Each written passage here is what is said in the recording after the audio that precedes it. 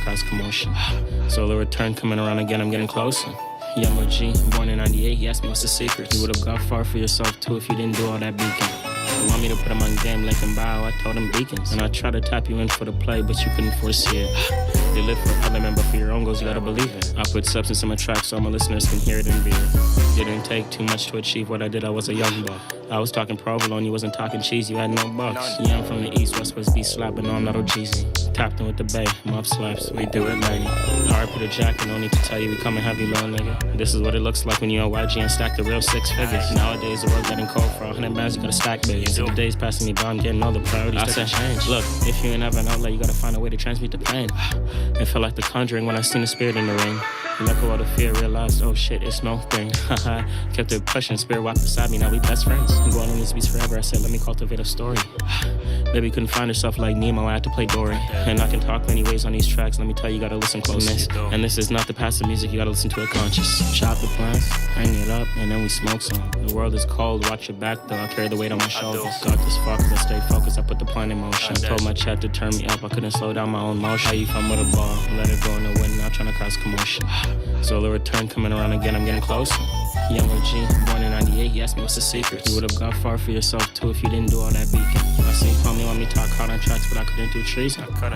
Bro said he finna hop on that beat when he beat that no. Had to think bigger, strategize the bag, execute the plan. I had to stay locked in with my passions, that's why I keep my hair blood red. You hear her crying on the beat, listen to me truly, don't get misled. If you truly ain't wanna crash out, why you get involved in that? Rather stay on my ones, put pain in, that's why I got like 15 ties. And yeah, that's a rough number, so don't focus up on that. Please don't focus up on that. Well, I got like 15. Kept it going for myself, I see like my page, but please don't double back. It took a few years to let go the pain, a nigga damn near had a heart attack. I know, listening to these lyrics, I feel like we got stabbed too. Truly, 33, let me take you for a walk in my shoes. I know she up all on me, but I told cousin that it's not boo.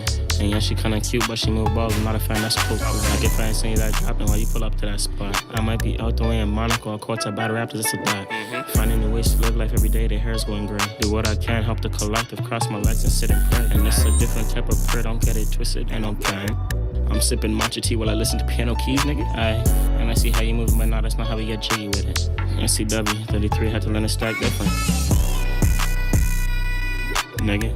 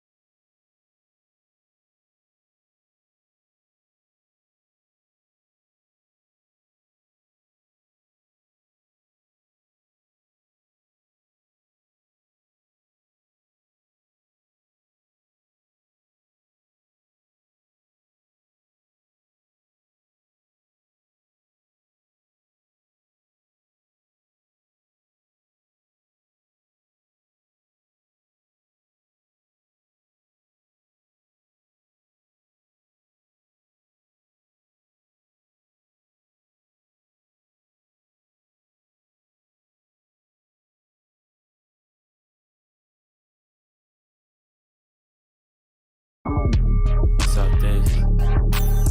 What's up? Niagara.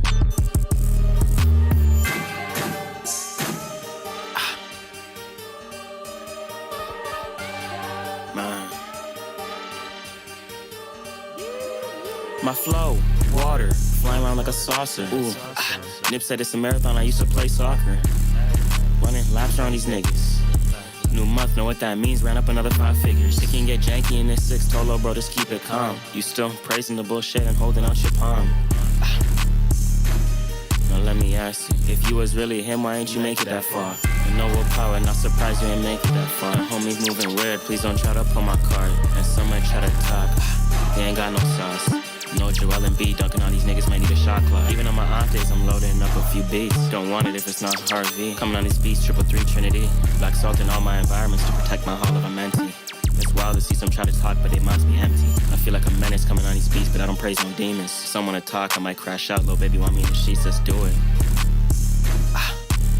Want me to crash out, but I'd rather stand on purpose. All that shit you talking in your songs, I can see hurting. Not trying to hop in the sheets, why would you offer me that perk then? Confused. This really real life to me, they only do it for the muse. My flow, water, flying around like a saucer. Ooh, Nip said it's a marathon, I used to play soccer. Running laps around these niggas. New month, know what that means, ran up another 5 figures. It can get janky in this 6, Tolo, bro, just keep it calm. You still praising the bullshit and holding out your palm. Now let me ask you, if you was really him, why ain't you make it that far? 3 tracks in 1 sitting, so I made it that far. I know you don't see progress, that's why you gotta lead a bar. Too many shots, please don't leave her unattended. Like the alchemist, all the energy, I just bend it. And I'm the avatar, came down here for ascension. Working on unlock financial freedom, you working for a pension. To each their own, if you got a 9 to 5, keep it going. No matter what you pushing, gotta double it up and fold it. Never hit a man, cause he gon' work the clock. And never downplay him, cause yeah, you don't call the shots. And all my people stars, that's why I walk with God. A lot of them worship the sun, they call it Amen Ra. It's FC 333, and we brought the knowledge down. Niggas wanna hate, cause they know I got the crown. Royalty in this bitch, and you can never put us down. We shake the weather with the spirit. As above, so below, we never fear. For asked about the flowers on the hat, I said it's denim tears. Get around that bitch, how you start jonesing, nigga. When I was in that, I seen baby show me tears. You ain't no player, nigga. See you moving scared. My flow, water, flying around like a saucer. Nip said it's a marathon, I used to play soccer. Running laps around these niggas. New month, know what that means, ran up another 5 figures. It can get janky in this 6, Tolo, bro, just keep it calm. You still praising the bullshit and holding out your palm. Now let me ask you, if you was really him, why ain't you make it that far?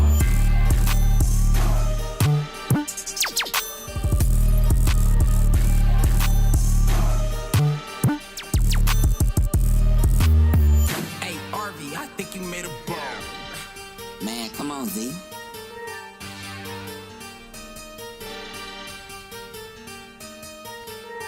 YouTube family, y'all can now hear me.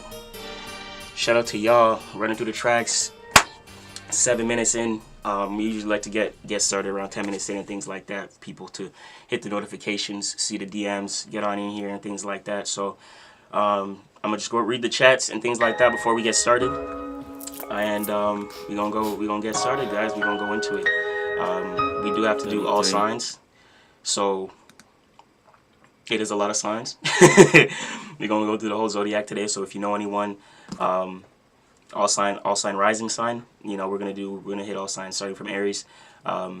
So for all my Leo risings, all my Aries risings, Taurus risings, Gemini rising, y'all need to be here. If y'all know your sun sign, make sure y'all know your rising sign, and that way you know how this is gonna affect you. Because just because you're a Leo and there's other Leos in the chat, it ain't gonna play out the same way if your rising sign is different. Keep that in mind.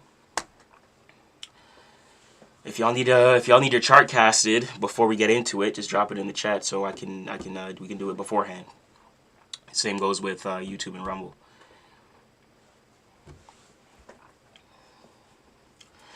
Leo and you a Leo, he's a Scorpio. Nice. Love and money. Oh, okay. Y'all get into it in the chat. How can I get a reading? Get 6. You can get a reading by just letting me know. Readings, live deals are 50 and above. So if you do want a reading, just drop it in the chat. We write you down here and we reach out afterwards. So we shoot you a DM from this account and we forward all information to not just your DM but also your email. So we'll reach out to get your email unless you want to drop it in the chat, which would be cool, more convenient, and we go from there. In terms of the live readings, we do have multiple readings, but they start at 50 and above. If you're looking for an astrological alignment reading to understand, you know, your own, not just your own energies, but how this month and these energies currently right now is going to affect you, then it is a good time to grab that, which is the 50 and above, for surely. Love and money. Oh no, you're just talking in the chat. My bad. About you and my partner, him being a Scorpio, you a Leo. I love that. It's always nice. Word all the signs. Yeah, we doing all the signs, baby. All the signs, because y'all can have Leo suns, but y'all rising signs could all be different. And it's gonna play out exactly. It's gonna play out differently. Just because y'all Leo, doesn't mean it's gonna play out in the same ways as other Leos. So it's a good time to, which is like why it's important to be in here and understand your energies, because you'll probably see people post about, guys, Leo would be the this and that and the this and that.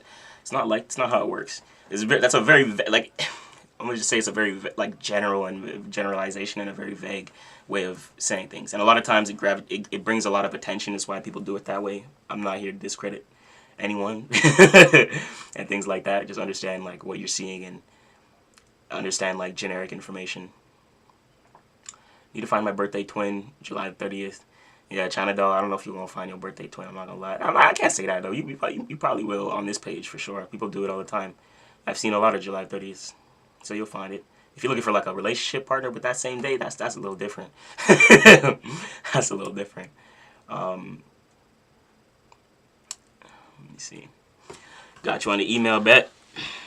Let me get you right here. So we got the first reading tapping in. So before we even get into it, so shout out to Get Six Performance for pulling that trigger and having some incentive to take the next step moving forward in his life. You know what I'm saying? I love that.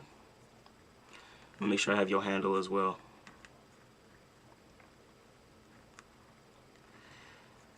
Performance and readings are usually around I just say 24 to 96-hour turnaround time, but it's usually within three days, so it's usually within 72 hours. And that's usually depending on how backed up we are. Performance, okay, perfect.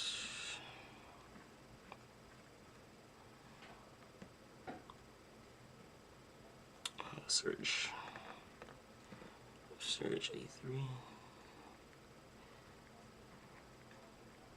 I need to get a different. Why am I using this pen? I'm writing this, guys, and I'm thinking to myself, like, why is this pen not writing? And I'm here like, no. I'm here like tweaking out. It's funny. The full moon in Virgo, live in the flesh, like when you need the organizations and the pen, the nitty gritty, like, you know what I mean? I need this one. This one. I love this one, but it's like, it's not doing its job right now.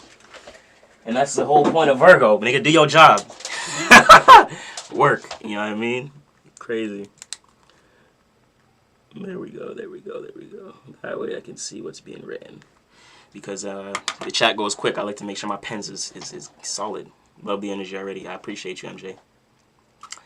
I'm just getting out of a breakup. I'm a Leo. She was a Sag. I feel you, man. Fire signs. Make sure y'all follow our other page, Sagittarius Daily Memes. But, yeah, you know what I mean? Fire, look, someone said July 30th here. See, you found the twin already. Hey, China Doll, you found the twin already. You know what I'm saying? I'm telling you. Let's see.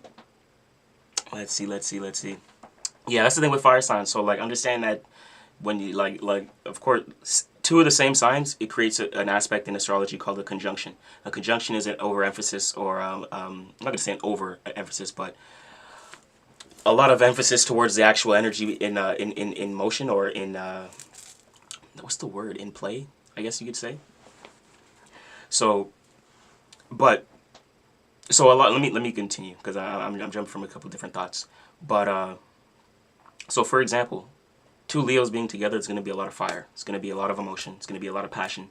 It's going to be a lot of pleasure, for sure, 100%. But possibly a lot of friction as well.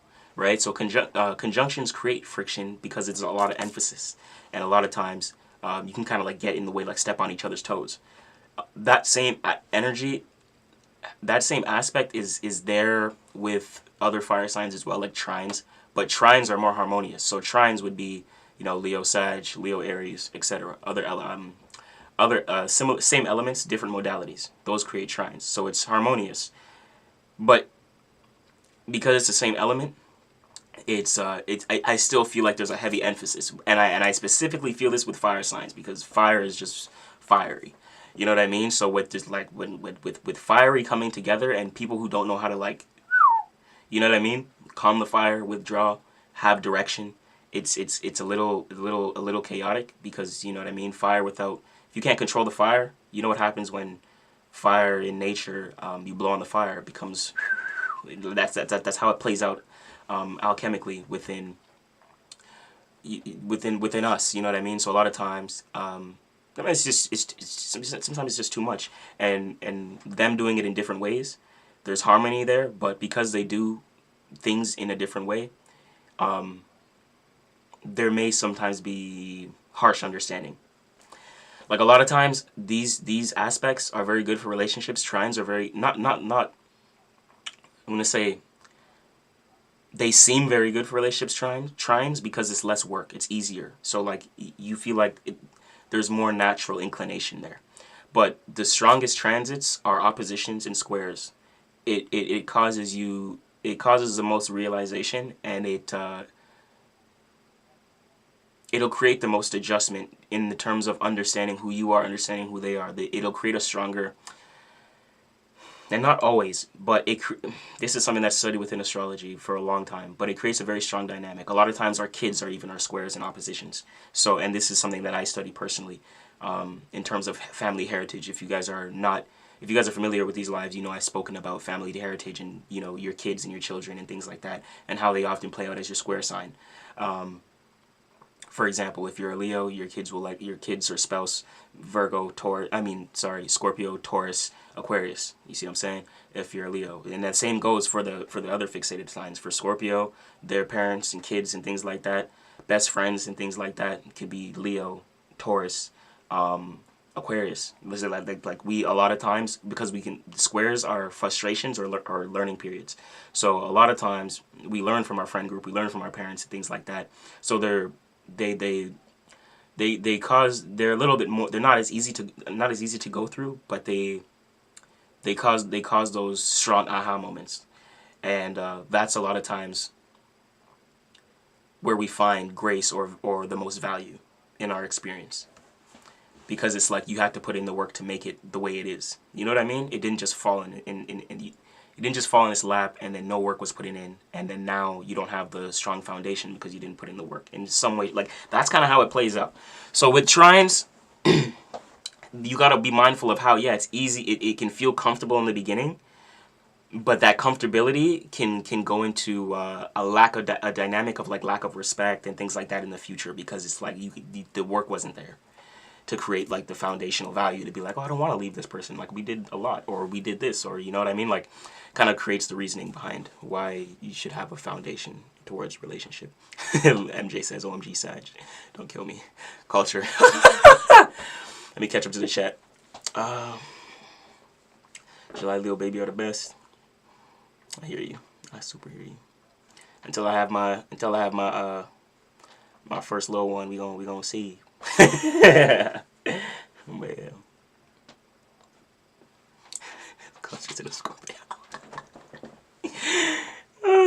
Aqua de Viva financial. If you're looking for personal readings, guys, 50 and above. So if you're looking for a love reading or career or finance reading, it's 50 and above. Just let me know.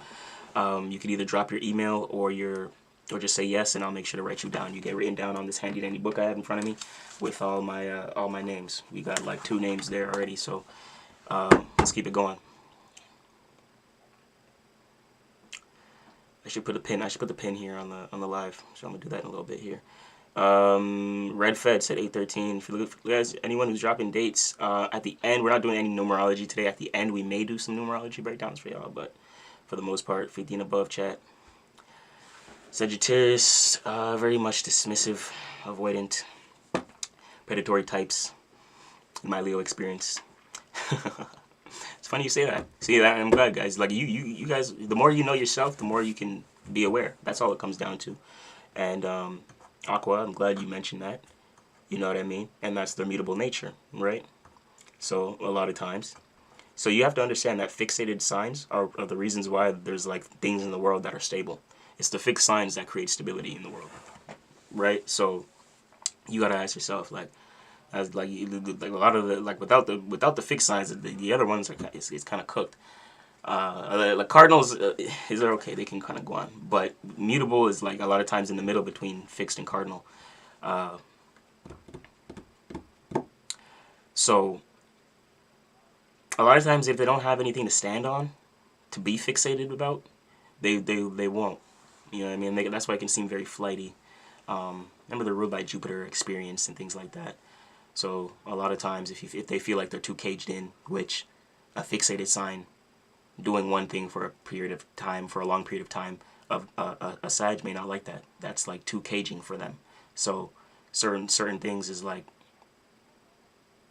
they not going to resonate. You know what I mean? Just based upon their lack of experience, because they feel like you're hindering their experiences in life in general. And then that's like, you gotta remember that Jupiter is like the god signature. So like, if they don't if they don't have no meaning and reasoning in their life, and they feel like they caged in and they can't experience nothing, and they can't get anything out of life, they won't do it. They'll do something else. They'll cheat. They'll be flighty. That's just how it is. For sure.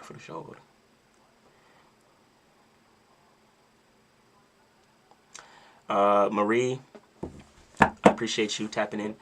You said August 9th. If you do want a personal, it is 50 and above, let me know. I will write you down on this paper, handy down the paper right here. I don't know who's in the chat, but we're going to get to the bottom. And then we're going to insert all signs.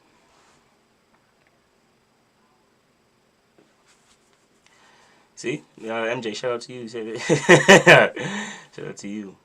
Shout out to you.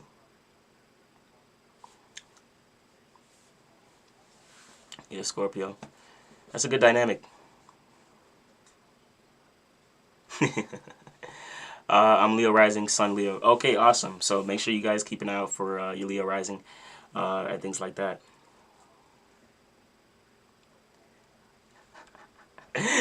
Cultured, if we threw the whole Scorpio sign away, y'all wouldn't have me. You know what I mean? Let me see. Anyways, let's see.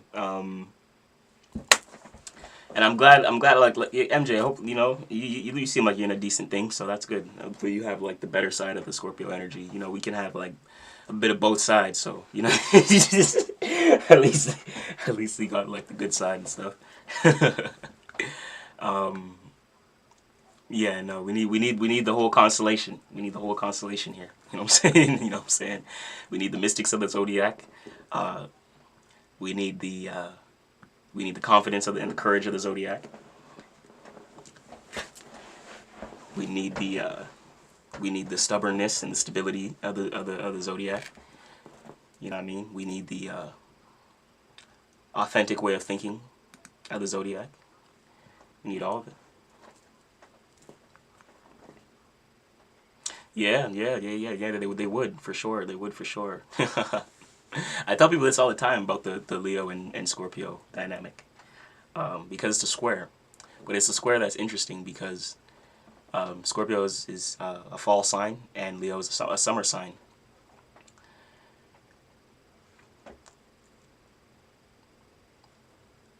Scorpio is a representation of Leo's internal summer. So as you're born in August, the next fixated portion of the sky is Scorpio. So for that dynamic, a lot of times Scorpios can help uplift what you guys got going on, and and that's where it can be positive, and that's why a lot of times they can attract to you, because you guys are the sun anyway, and then a lot of times internally we are your internal sun, so it kind of plays out very, very interesting, 100%. For the Scorpio, Leo is the last sign before their birth season. So Leo represents Scorpio Leo represents death to Scorpios. So, and let me say that more, because someone who's like very, very vague thinking, they'll be like, huh, what do you mean? But Leo represents death for Scorpio because it's the last sign before Scorpio season for the Scorpio. So for the Scorpio season is their spring, Aquarius season is their summer, Taurus season is their fall, August season, Leo season is their death. And Scorpio is ruled by Pluto anyways. They're always going through transformation. So a lot of times the Leo can show Scorpio different ways of transformation for their own sake. You see what I mean? So they can transform for the betterment of themselves.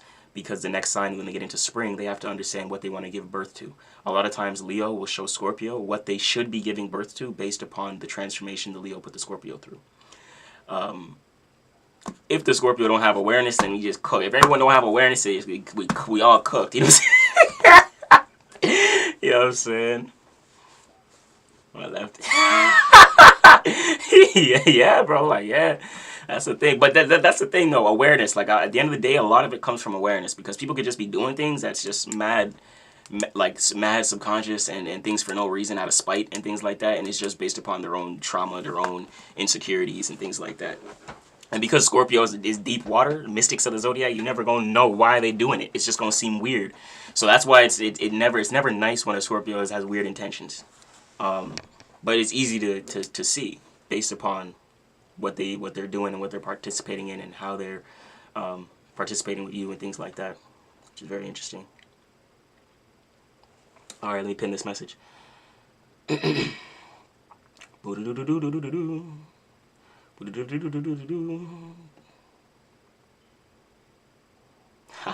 and you got the 5 for sure. They're the 8th house, you know that.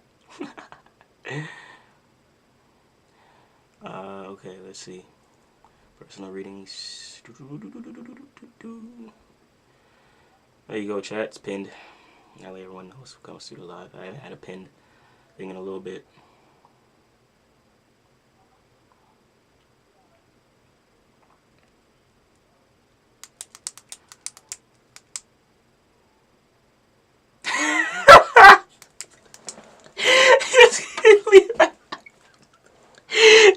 Yo, culture, that comment is actually hilarious. That comment is actually hilarious. 100%. 100%. It's funny. It's funny too because I'm a double Scorpio. I'm a Scorpio moon and sun. It's just funny as hell. But I super hear you. I super hear you. I've had to go towards my lion natures. And even then, but that's the thing, bro. I've always been an aware individual. Like and it could be my upbringing too, like my family, my parents. My parents, you know, my mom's a Leo, things like that too. So I've had that energy around me. You know what I mean? It's not like I haven't. Fuck. So I definitely hear you. I definitely hear you. I want to pull some cards today, chat. I want to pull some cards today. How are we feeling? Oh, we feeling it for surely. But before we do, we need to get into all signs, and we're gonna get into the rising signs. So let's do this house system real quick. We're gonna run it through. Let me do a quick note here of the houses, just so I'm aware for you guys. Cancer, Leo. We're going in order today, guys. So yes, okay, we're going in order today.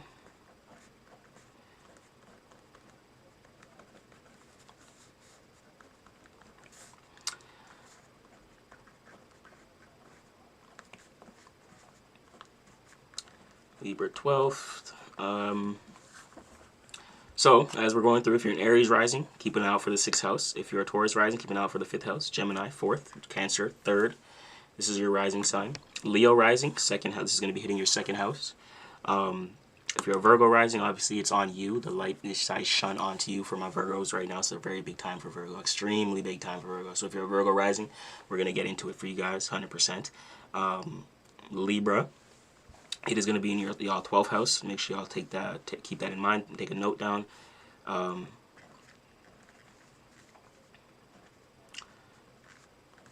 Scorpio. It's going to be in y'all 11th.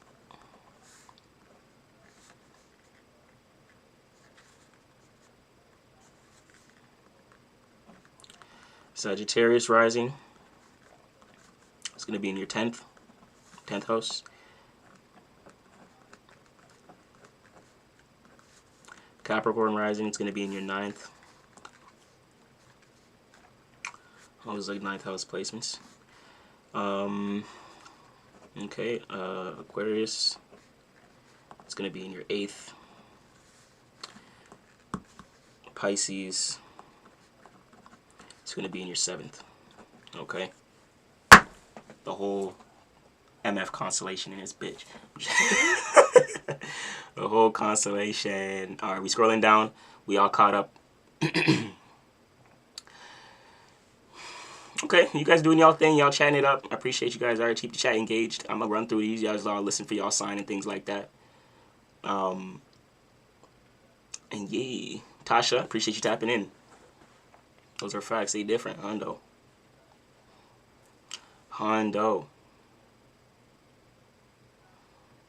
Is we caught up? Yeah, we is. All right, YouTube and Rumble family, I appreciate you guys rocking with me and you know, listening and holding it down and things like that and all that good stuff. We're gonna get into all signs starting in Aries. So make sure you guys, starting with Aries, make sure you guys pull your pen and paper out and take a little bit of a note. This is going to be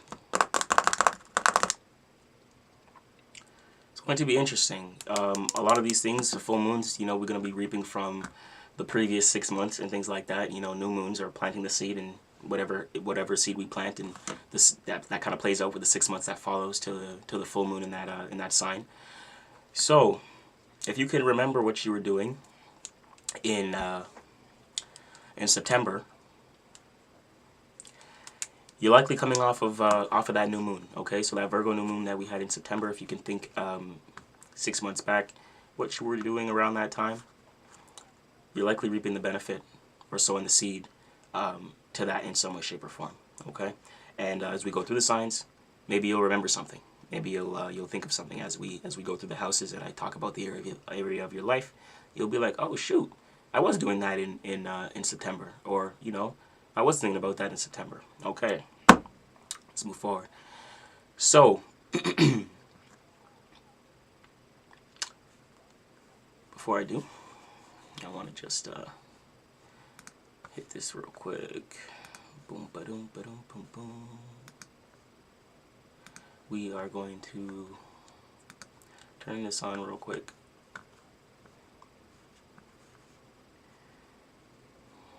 Stream is looking good. Stream is looking good. We're gonna have to do timestamps will be up, guys. So if you guys want to watch on Replay Gang, make sure you guys just head over to our YouTube channel, head over to the live section, and timestamps will be in the description box below or the comment section. So don't be tripping, things like that. Y'all have all the timestamps for y'all zodiac sign and things like that. So when we replay and repost, no one has to watch. Y'all can either, one, if I'm talking too fast, slow me down on YouTube and things like that. If I'm talking too slow, you can speed me up. You know what I mean? So all that good stuff. MC333 YouTube. I'm gonna be locking in right here, going through some of these signs. As we do, 20%. It should be okay. That should be okay till we're done this. Someone remind me. Actually, no, we'll be good.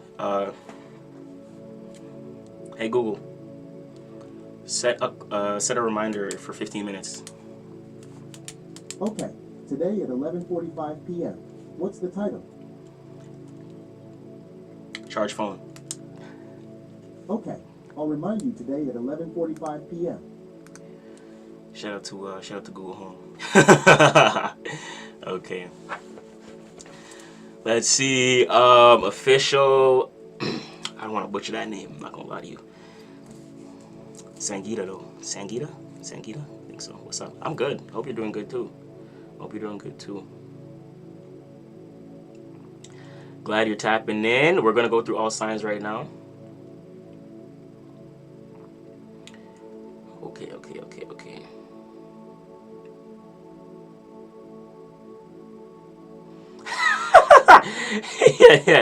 yeah. MJ at home with her demon. She cozy. You know what I'm saying? You know what I'm saying? Like she done did all the integration already. She ain't worried. If she need to tell a demon shut up, she just relax. Just go away right now. You know, they got the you know, the two on the shoulder, but it may be like, you know, she may have the angel on the back burner, but you know, the two demons on the shoulder just shut up right now. I ain't flick, you know, just, and they, you know what I'm saying? And they get flying, and they fly away, and then that's it. You know what I'm saying? She got control. I'm rocking with it. Control the demons. Control the desire. And you are already one step ahead of the game. So, shall we? I'm not looking at chats. I'm running through. We're gonna start at Aries. I do want to pull up the chart for today, so let's do that. If you guys want to see my screen, we are sharing screen over on Rumble and YouTube. Let's do that for you. Boom, boom, boom, boom. Boom, we got the natal chart up on screen for y'all. So there you go. I think I can, you know what? I can do it on here too, but like, yeah, see, but I gotta do it. I gotta screenshot it next time. Right? Like I can do that. I can do that. But wait, how do I not do that? Okay, stop sharing. Yeah, see, so I can share. Don't mind that. I could share the natal chart with you guys, but I didn't screenshot it beforehand. So if I leave, maybe I'll try. I could try, but like, let's see. It shouldn't end my life today.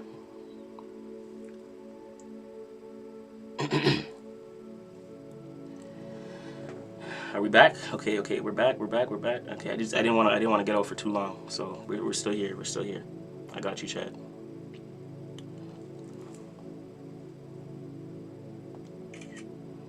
Boom. Back like we never left. In that baby. Back like we never left. You know what I'm saying? Hey, Instagram. Y'all ain't never say I forgot about y'all. I'm saying. Put them horses in the stable.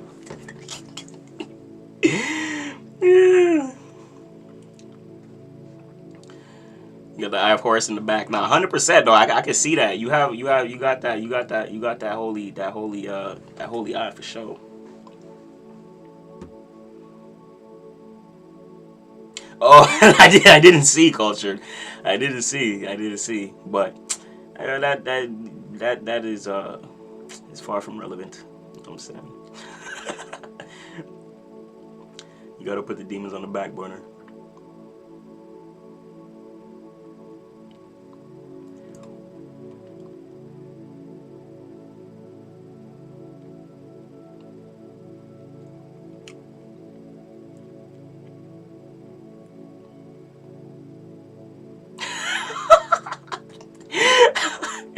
Bro, don't let the whole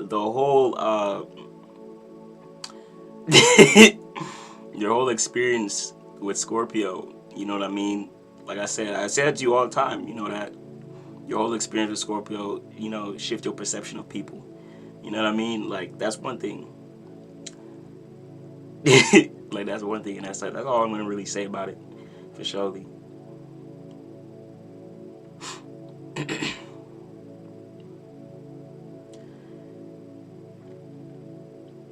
Oh, it was my meme. Y'all don't know my what's it called? I had a meme on here right now. Look, it's Liddy. This one right here. It says oh, I can't move it, but it says love yourself. It's goated. You know what I'm saying? You got glasses, a dog wearing glasses with a big ass joint. Keep loving yourself. That's what that was. But yeah, chat. Don't let your perception of your experience of people, you know, shift your perception of the zodiac. You know what I mean? Remember that we have all the energy. We have all energies as well. Like we embody every single energy of the zodiac. You have Scorpio in your chart, just like how I have Leo in my chart. We have all signs in our chart. Some people actually play those signs out more or less based upon the planetary influences. Things like that. Someone may not even be a Scorpio at all, and may play out worse Scorpio traits than the so-called Scorpios, and that's just because the planet that is there in that house is gonna create emphasis in that person's life. So you have to look at where a lot of people have, like, what house do you have Scorpio in, where a lot of these people that may affect you, and then you can see where you have what house, what planets you have in your house system of Scorpio, and then it'll depending on what planets there, like Jupiter and things like that, Saturn. If it's Saturn, certain restrictions may be playing out directly from Scorpios in your life, and you may associate that with Scorpio. That's just how it's gonna be, because a lot of the energies, bro, we play them out through people, places, and things, you know what I mean? So like, it's kind of just something you experience throughout life.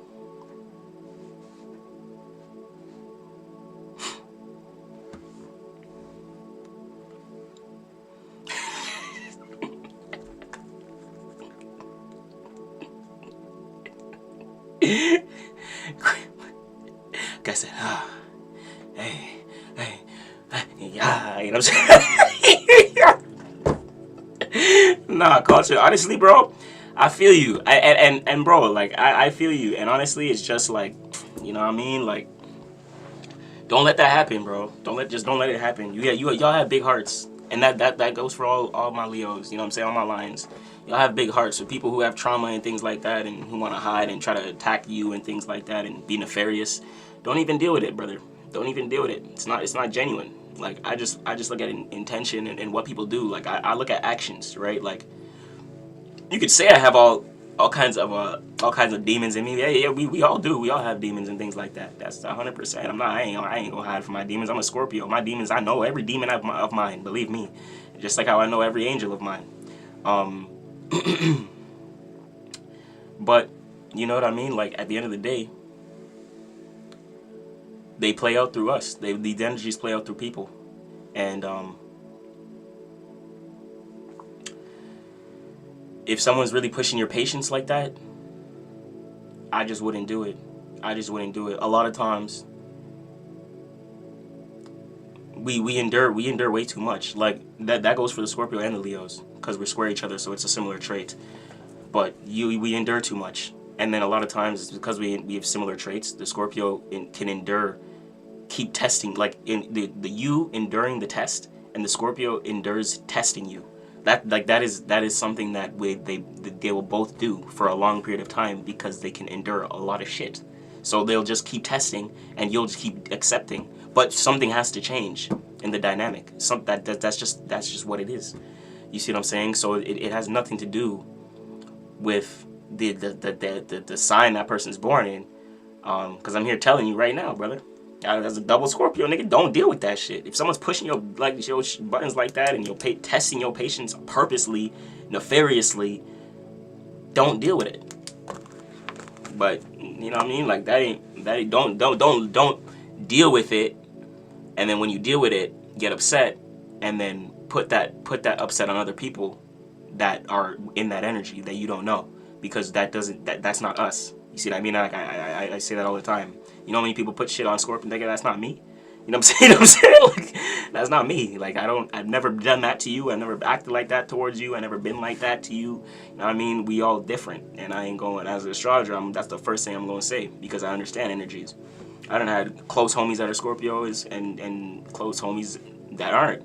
I've had close homies that are Leos and fuck niggas that are Leos too. But that's just what it is. That's life. There's higher octave, lower octave. Certain spirits are here at a certain time. Certain spirits go through certain spiritual ascension and spiritual upgrades at certain times. Therefore, mentally, emotionally, spiritually, you're not going to deal with things the same way as another spirit. That's just what it is.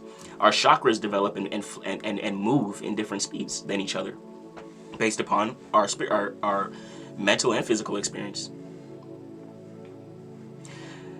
I definitely get where you're coming from in terms of the test, because we square each other, so it's a frustration. That's an aspect that we all have. I have that with Leos. I have that with I'm opposed Taurus, so Taurus is opposed Scorpio. So Taurus and Scorpio are always going to be there. It's going to be hard for them to see things, but it's a similar energy, but they do things in a different mannerism. That's an opposition. I see it with Taurus all the time. But Taurus, me and Taurus are I have some Tauruses in my life that are great friends. You see what I mean? But that's just how it is. That's just how it is. That goes with all signs. So don't think you just experience it or we just experience it. That's Sag with Virgo, Sag with Pisces. You know what I mean? And Sag with Gemini. And vice versa with the mutable signs, right? Same with Cancer, same with Aries, same with Capricorn, same with Libra. Believe me, they deal with it the same way but in their own ways. But that's how we all get through the world, by evolving and understanding energies. Yup, 333, big.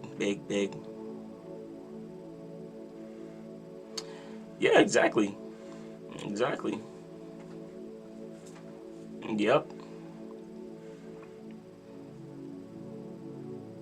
See, and that's and see, like culture, and that I have that same thought. Like I've never wanted to do certain things like that until I met a Taurus. Like that's I've had that same thought, bro. Like that same thought, bro. I've spoken it. Like you're gonna, like I've said it to the person. Like, bro, you're gonna be the death of me. Like I literally said it. Like you I'm like, I've said, bro. I've said that, bro. So I know what you're saying. We all experience it. Don't think it's just you. Believe me. Believe me. And a lot of times it happens with our squares, and just because we fixed, that's our relationship, with the fixed signs and things like that. And often because it's just like that. If you were mutable, you would have the same issues just with mutable signs as well. If you was a Sag, you'd be dealing with the same way with Pisces and fucking Gemini and etc. Virgo, just like how Virgo deals with it with Sag and Pisces and shit. Trust me, I speak to all sides. I did readings for all signs. You know what I mean? So like, I've heard it from every walk of life. It's not, for sure.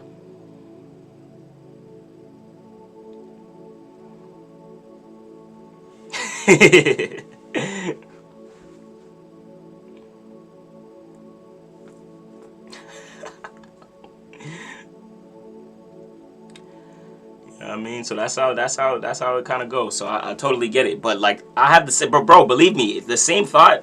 I have that too, bro. Like we all have it. It's not, 100%. So when you understand that, then you can be like, okay, you're not alone. You know what I mean, brother? Like, you're not alone. Because with that same energy, you're gonna find your the best homies too.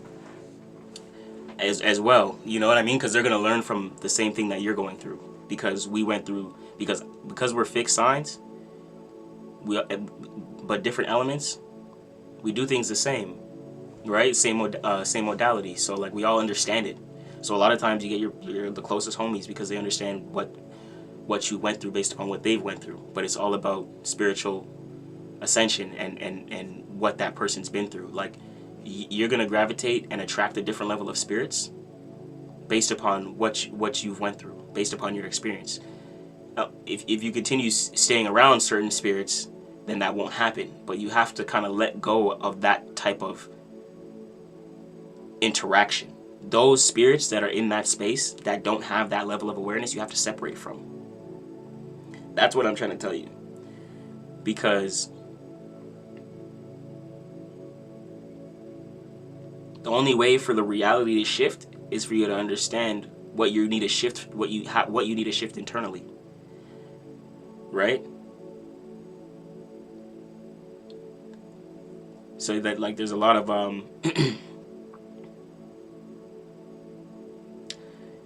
you want to see something better, then just separate from it. And until you separate from it, you won't ever find like the person for you to realize like oh like that's the hierarchy because they've been through the same thing just in their own life.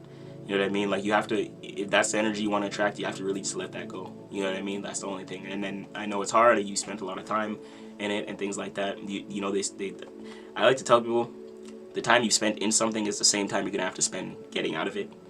That's how it works in the spirit realm.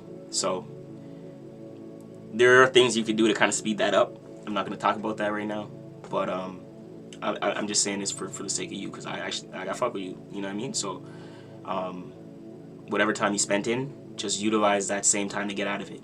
And if you know you want to get out of it and you want to separate from it, like really focus on that and understand where that person got you internally, and that's a state that you don't want to be in. So you have to separate from it because you're not going to attract the right thing, the right energy for you. Your perception is not going to change in accordance to what it needs to get you where you need to go. Because it'll keep you. Remember, the world is mental. If you really want to get somewhere, it starts from the mind and your perception and your mindset, right? So if you know and you want to call in better energy, what do you need to do that in order to do that, right? Who do you have to become? And that's where it's like you realizing for yourself, all right, done with that energy. I want to focus on the betterment, right? May take some time because you spent a lot of time enduring, but you got to spend some time on the opposite hand now, on the other polarity, right? But that's what it is. You call, call it back. Call it back. I did separate, but it's the kids. I feel you. I feel you. See, that's why I say it's a little bit different. And then there's other things I can say you can do to speed it up, but I'm gonna talk about it. I'll talk to you about it separately and things like that, offline and things like that. You know what I'm saying? 100%. 100%. Okay, I like that intro. We getting deep. We unveiling all the layers and things like that, chats. Let's get into it. If you are Aries rising, this is going to be playing out for you. Virgo is going to be in your 6th house, of course, right? So Aries rising is going to be playing out for your 6th house. 6th house is going to be illuminating the area of course, is Virgo. Virgo likes to be here. Of course, if you're Aries rising, you have the in order house system and things like that. So we obviously know Virgo, birth space is the 6th house. So this is something that is you kind of flowing with nature right now. So with those who have the Aries rising, it's creating a good aspect. A lot of things right now for you is a focus on organization, prioritization, and then understanding where to be mutable and where you need to adapt. Okay, what you need, where and how you need to pivot in your life, and what do you need to actually foundate. So for my Aries rising, it's just asserting yourself in the right mannerism so you can create a foundation for yourself. That's what the full moon is calling on for you right now. What it's illuminating for you. It's going to be shining light on also your health. So for my Aries risings, you could be noticing you getting sick right now and be coming down with a little bit of a cold or a little bit of a flu, things like that. The full moon is asking you and is reminding you to focus upon your health. Okay, so it's clearing out the BS, and it's saying, listen, you have to double down on your health and actually structure out a solid routine for yourself. Okay, without that, your nervous system is all over the place. Okay, anxiety, fear, things like that. And of course, with this energy here, Sun in Pisces, it's not a good energy. This is an energy like this is substance abuse. This is drugs, things like that. This is Pisces season is very. You got to understand the dream. It could be very delusional. Remember, the Sun is in Pisces too, chat. So like, even when we spoke a little bit about drugs in the chat and substance and things like that, Pisces season will have you wanting to do some abuse the substances. Take your time as well. Pisces, you see Virgo and Pisces is a very interesting dynamic. Patience is key right now, and if you don't have if you don't have a solid way of organizing or grounding or creating stability to kind of relax some of that Virgoian energy, get pen to paper, withdraw, ground yourself, do some meditation. Breath work is good around this time to kind of calm the nervous system. That way you can think clear, and you can get organized, because if you don't have the organization, the opposite energy of Virgo is anxiety. Okay. And then Pisces, depression, delusion, and things like that. Fantasy, the dream aspect of it, the vision aspect of it, the creativity aspect of it. That's the higher octave of Pisces. Okay, so if you're gonna do like right now, if you need to organize anything, a lot of it is towards that type stuff. The dream, the fantasy, or the illusion. Don't build the illusion right now. The moon is gonna highlight your mind, because obviously Virgo is Mercury. This is general speaking. So remember that the moon is going to highlight the way you think, because Virgo is ruled by Mercury. So your thoughts right now, be extremely mindful. You could have a lot of scattering thoughts. You know what I mean? So you got to slow that down. Find some routine to get into. That way you're not overthinking and your mind doesn't run wild. Okay? And find a routine that's an association that's helping you build the dream thing, or the fantasy thing, the creative thing, and things like that. Okay, that's a good outlet right now. Okay, so that's a little bit about the Sun and Moon collectively. But yeah, for my Aries risings, this is gonna be shining light on the 6th house. Okay, so 6th house. What are you doing for work? And maybe a little bit of a change in your work and routine life as well. So right now is asking you to kind of maybe make a change, maybe because especially Virgo, mutable energy, it's adapting. So there's definitely some sort of change or shift within your routine, within your health dynamic, and then also playing out within your work. Okay, so this could be a new job on the horizon, or letting go of a job or a workplace that you know, maybe didn't support a dream or a fantasy and things like that. So whatever polarity you're on, 6th house, this is you. Organize, get pen to paper, focus up, get grounded. All right.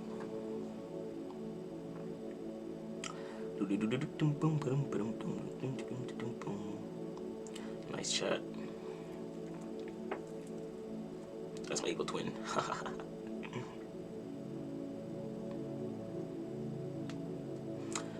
Some hardcore drums. Well, that's one. Yeah, that's good. That's good.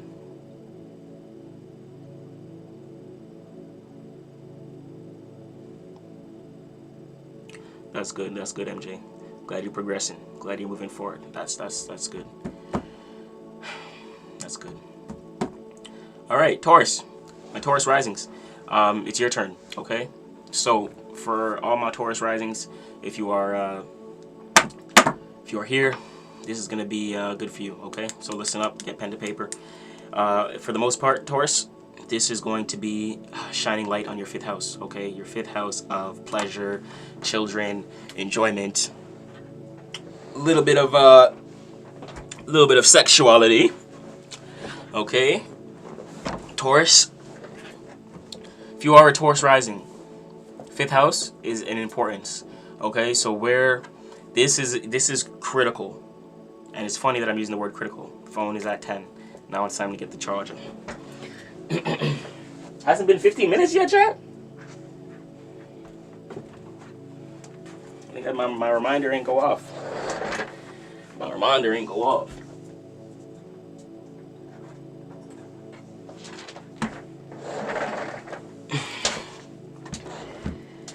Okay, we cooking today. We cooking today. Y'all get comfy, get your tea, get your water. I got my smoothie.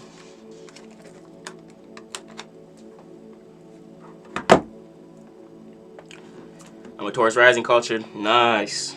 Good stuff. Well, that makes sense. Oh, yeah, no, you aren't. I don't remember. That makes sense. That makes sense. Okay. Boom. Okay, so my Taurus risings is going to be on your 5th house. So with this being said, the 5th house is going to be your area of life of children. So actually kids. 5th house is the house of Leo, so it is your house of self-expression, children, so sexual, a little bit of sexual pleasure, and then a little bit of fun and pleasure in general. That's, you know, non-sexual and things like that. You know what I mean? So yeah, that is shining light. And then critical is funny that I use that word because critical is a Virgo word. I like to say, he likes to critique. So when it comes to that, I'm picking up, like, Taurus, for you, it's like, it's really illuminating. The moon is really showing up for you, and it's really letting you know, like, it's really asking, that's what it is, asking, where do you find pleasure, right? Where do you find pleasure in your life, and what do you need to release in order to feel good about where you're at and who you are, and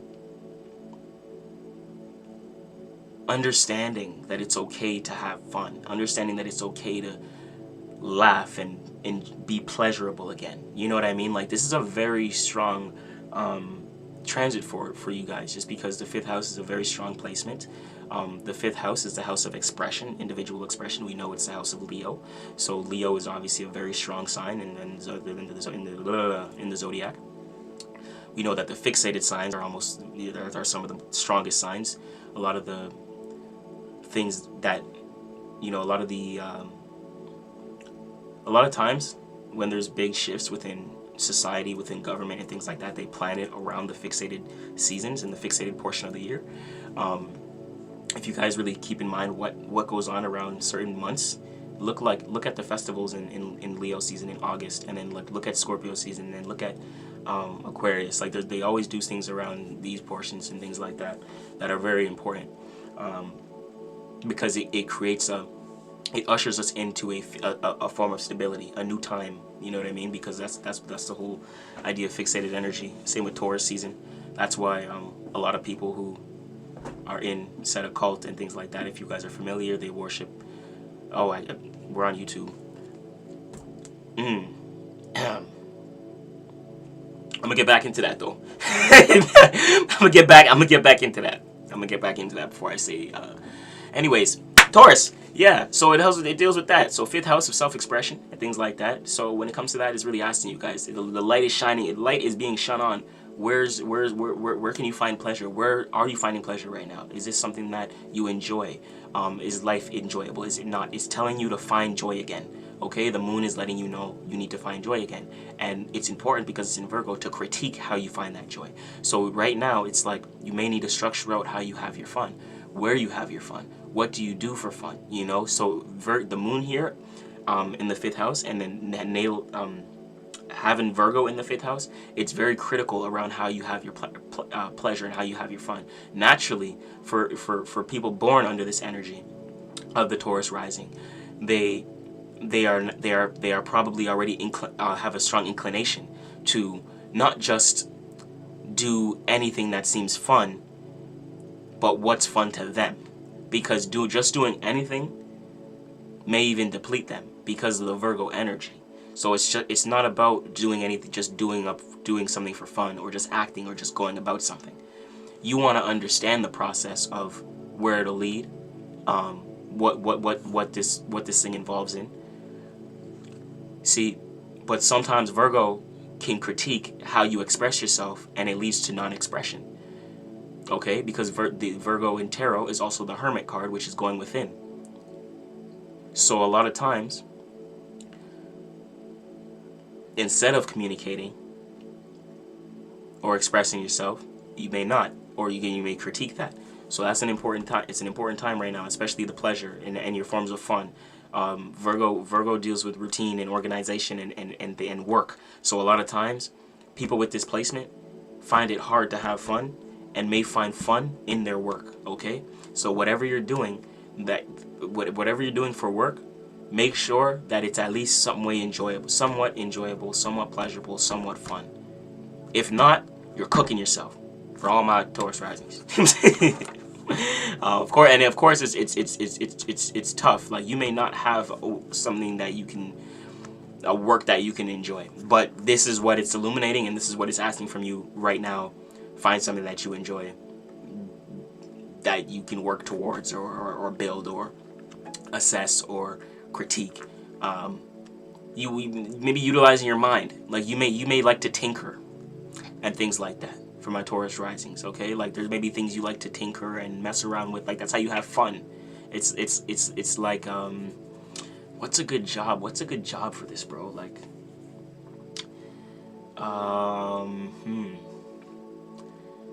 what's a good job for this, bro? I'm trying to think. I can see like a painter too, but it's more tangible, more hands-on, like material.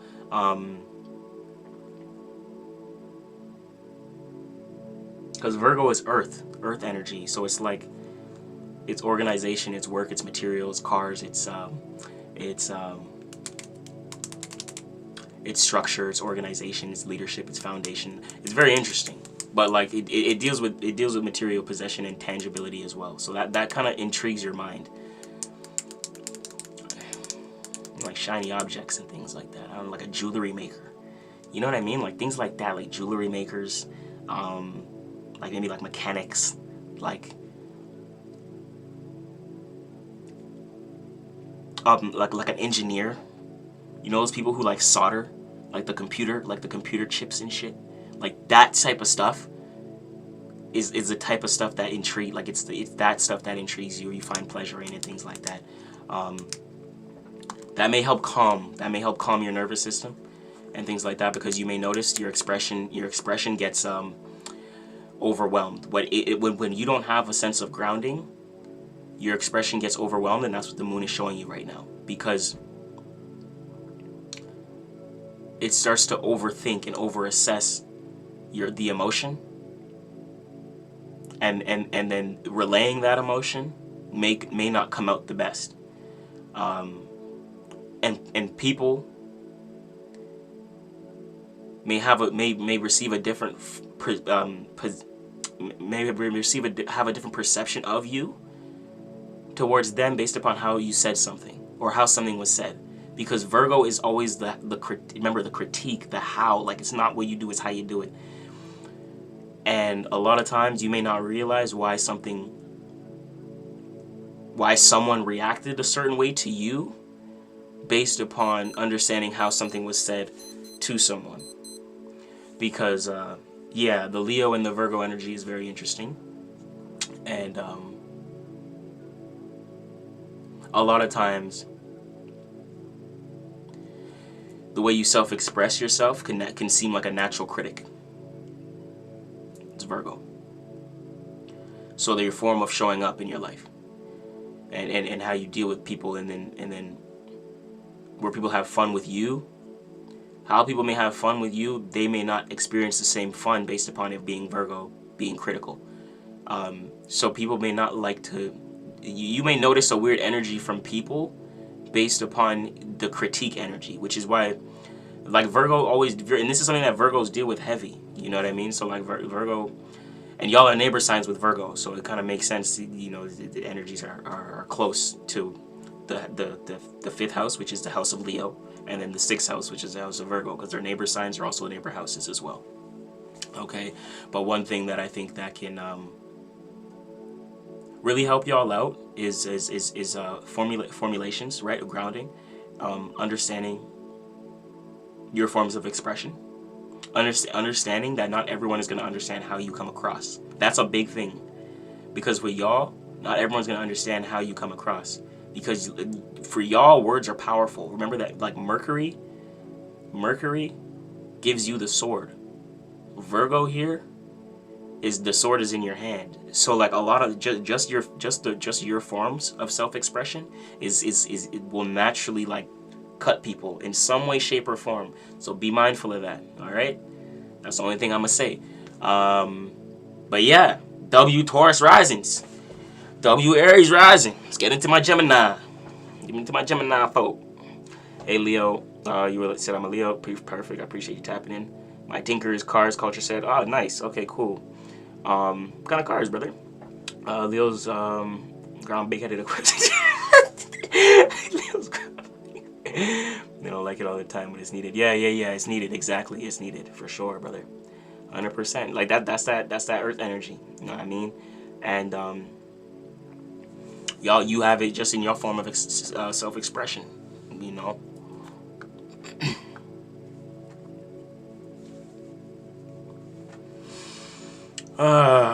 But yeah, we're gonna get into all where everyone has it for sure. You ain't missing out no one today, boy. When we go through the houses, we ain't missing nobody today. What about a July Leo with a January Aquarius? Pretty face. You have to wait to the end for personal requests for sure. We are actually breaking down the full moon right now, providing full moon readings based upon your rising sign. If you know your rising sign, you should probably listen out for that as well. As far as personal requests go, personal readings start at 50 and above. If you want to know how this month is going to affect you, how this full moon is going to affect you, and what your personal birth chart and energetic signature says about you and your life and your upbringing and how you want to move forward, starts at 50 and above. So, tap in on the live deal if you do want a personal for y'all. We're going into Gemini risings though. I'm all caught up. Y'all is good. I have a drift car? Oh, that's fire. That's fire. I always wanted one of them old school I used to drift like an old school IS 350, like one of the older ones. Man, those things were hard. I used to be big. That's crazy, bro. I used to be big on cars too. Not on Cancer. After Gemini, we're gonna hit Cancer rising. I used to be car, so I was big on like Hondas though. Like I'd like engine swap, K swap Civics, B swap and boost, like shit like that. Like I was building real Hondas though, I'm not gonna lie. But I know about Hondas, people will say, yo, he's a Honda, you ain't gonna build. I was building some real motherfucking Hondas, bro. You gonna look back, you gonna hear it before you see it. What the fuck is that? Yeah, that's me.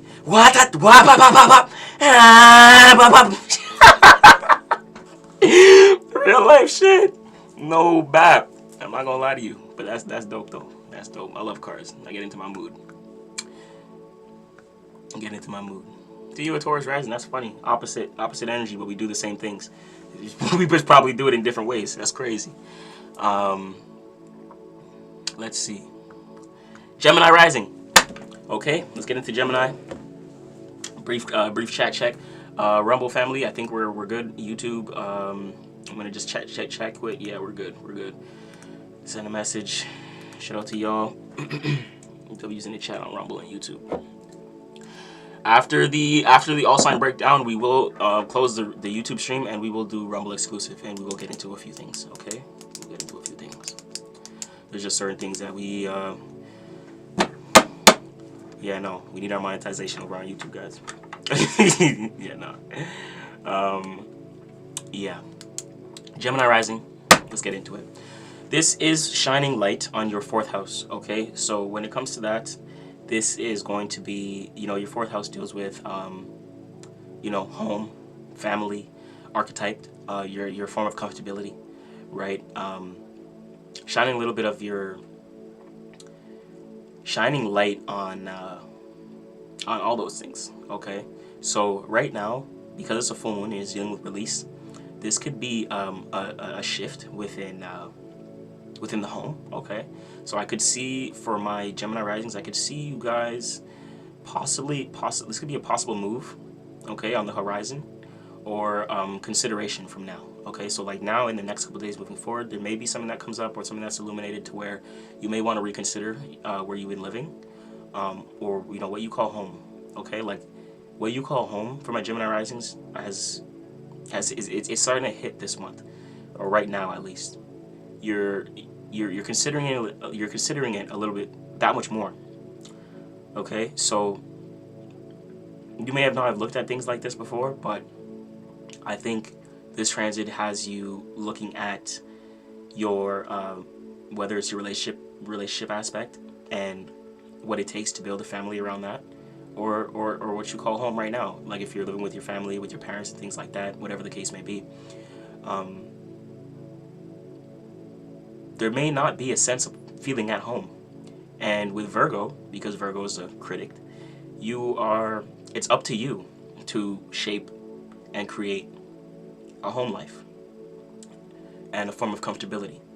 For a long time, you may have not been in that energy of feeling at home, feeling comfortable, and things like that. Remember, the 4th house is Cancerian energy. And that's what warms Cancer's heart. It's the home, it's the family. Okay? For you, this is directly shining light on that, and you may need to focus on a solid foundation, get organized with what's going on within the house. There may be certain things, like besides that, like household amenities and endeavors that you have to do around the house, for example, errands, repairs, shit like that, that you have to fix before we, you know, in Pisces season, before we get into Aries and things like that, for sure. Like, you may be noticing things around the house now, you're like, oh shit, I gotta fix that thing. You know what I mean? Like, doing more around the house, cleaning the house right now for sure is on the list. There's definitely things that you've kept on the back burner for my Gemini risings that within the house that you're like, oh gosh, yeah, we gotta organize this now. And if you're not, then it's probably creating a level of anxiety, and that's where you know, like, okay, you know, like either someone's shedding light on this for you. So if you're a Gemini rising and this placement, and you have this placement, like someone could be communicating to you like, nigga, clean the fucking house, gang, and you're like, oh, okay, you know what I mean? It's like, all right, let me go clean the house, and it's like, and it's making you really realize, like, fuck, you gotta actually do shit. Like, you gotta organize, and to make, like, you may be living with someone, but how they feel in your house is uncomfortable as hell. You know what I mean? So it's like, you're kind of realizing, like, okay, you need to get more organized. You can't be so airheaded.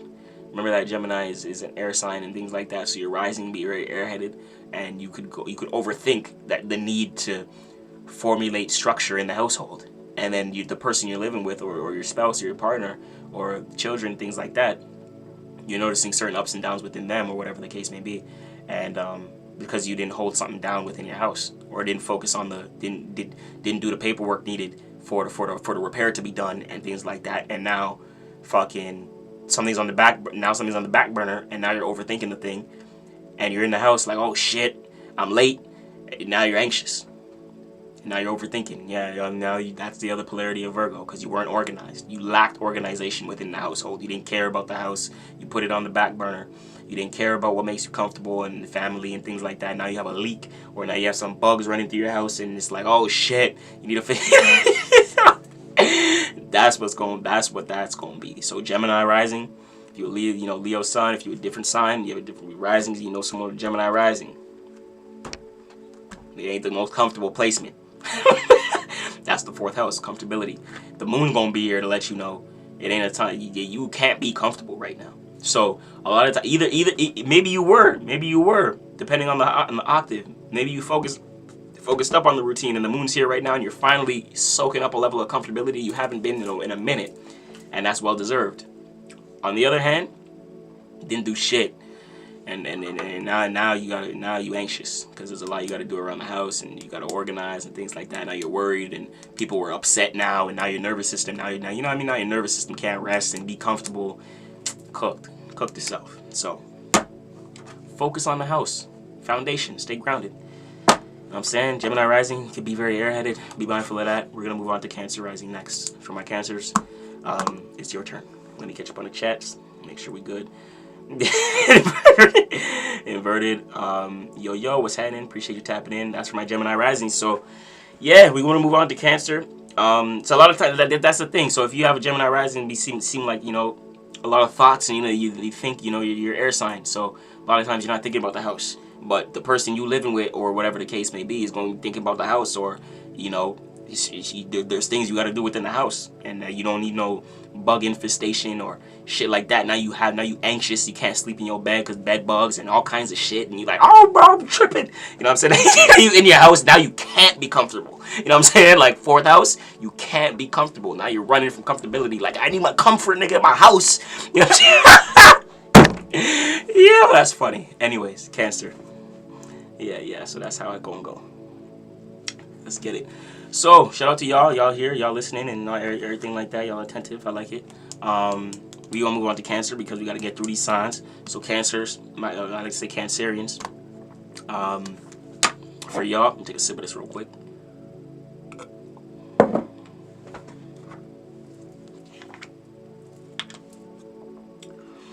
Stay hydrated. Got to. Okay.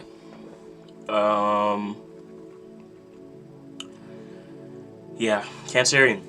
Okay, y'all are. It's gonna be on your 3rd house. This is the house of communication, house of online marketplace, social media, a little bit of the digital landscape. Okay. And this is also the house of neighborhoods and social groups, social circles, and societies, things like that. And neighborhoods, familiar people, places, and things. Right, familiar surroundings, things like that. Boom. So with that being said, one thing I'm going to touch on is your surroundings, your neighborhood, and things like that. Full moon here. This could be a release. Remember that full moons always deal with release, emotional release, and things like that. So these are times where it's like, you know what, exhausted, we're done, we don't want to participate anymore. You know what I mean? Boom.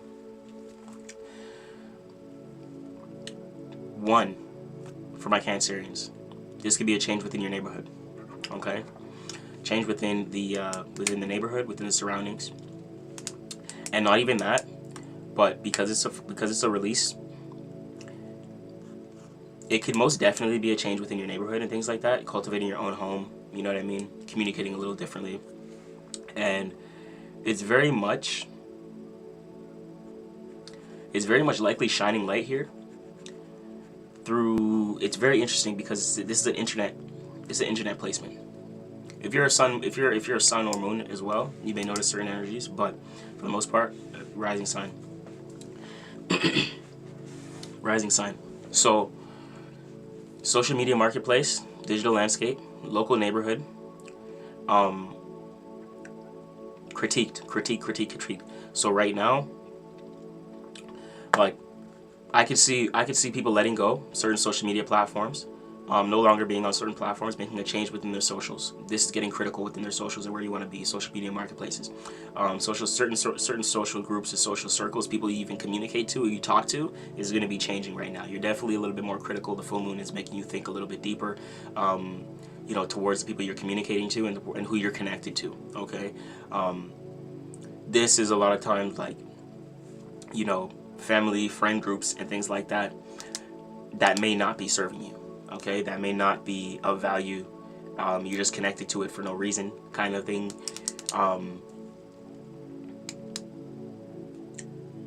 You're gonna be letting things go within that area. Okay, if there's a neighborhood you've been thinking about changing for a little while, now and the next 6 months that follows, you'll be dealing with how to release and how to shift. How to shift that, and it's really going to be Virgo energy, so it's going to be you within the next 6 months focusing on getting pen to paper, how to be you know, being critical on how to shift your neighborhood in some way, shape, or form. And it's not going to be crazy. It's not going to be like foreign travel or, you know, changing, you know, moving countries or states and things like that. You're likely going to be within similar states. It's just a change in neighborhood.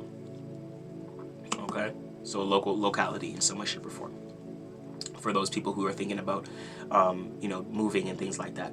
But Virgo wants you to get pen to paper and actually assess and analyze how the move is gonna go down. Like, structure it for you so you can make it real. Okay, that's what it's asking from you right now.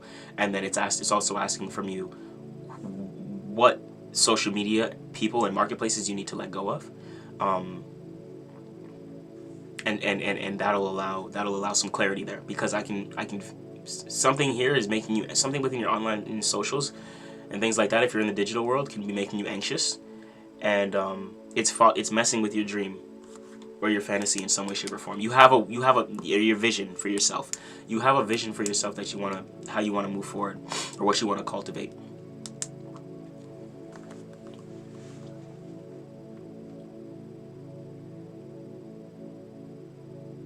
Just thinking to see if there's anything else I want to touch on for you. Your communication and how you even talk to these people are going to be different too. How you communicate to these people.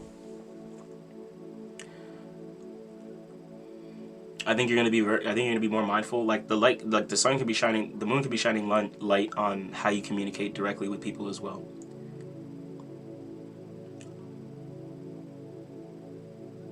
You may need to be more critical.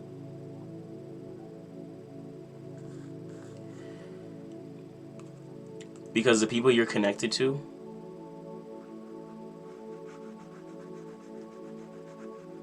is affecting your ability to feel comfort. Okay, the 4th house, neighbor signs, to your progression.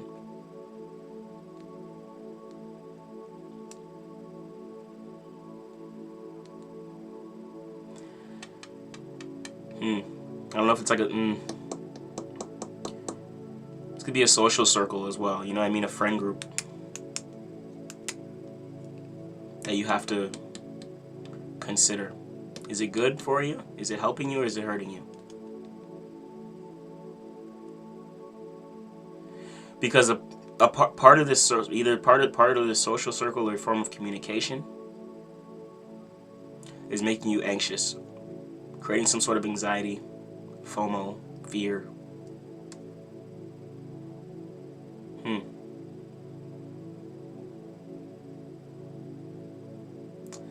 And it's interesting because, like, it's in the 3rd house. The 3rd house rules Mercury. Mercury's in Pisces right now. For my Cancers, let me tell you one thing.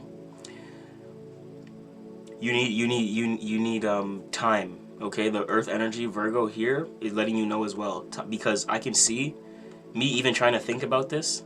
Mercury's in retrograde. Mercury's also in Pisces, debilitated here, and then you have this in your 3rd house. Mercury rules the 3rd house. Cooked. It's going to be hard to pinpoint and actually assess right now. So what the moon is asking from you is to be patient and be critical, ground yourself, and control your nervous system. So until you get the clarity to make the adjustment towards the social circle. So you have to use that Virgo energy right now to see through the fog, because all this Piscean energy, the third house, Mercury in retrograde right now, yeah, that's why. That just clicked in my head crazy. I had a aha moment reading for y'all, because that's just that makes me that makes me realize, okay, that's why I was thinking too the way it was, because that's a lot of the energy that y'all are gonna be in, like unsure of what move to exactly make right now towards the social circle, who you're connected to, who you're in communication with or cahoots with, who you're connected to online. There's something that you're assessing and critiquing and considering. And it needs to be considered. So patience is a must. You have to tap into that earth energy, be a little bit patient right now.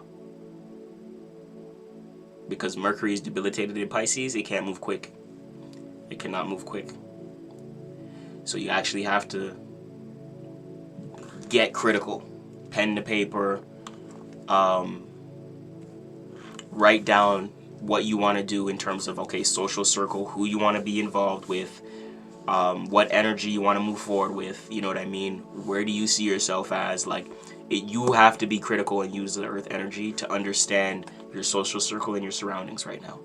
The full moon is here, but it's not going to be as easy for you because Mercury is in a place that is not, that Mercury doesn't like to be in. World's Virgo is debilitated in Pisces. It has the rose-colored glasses on right now, so it's not seeing everything for what it is and how it should be right now. Okay, and plus it's retrograde, so it could be something from the past that you may need to incorporate right now for you to actually see, and it could be some form of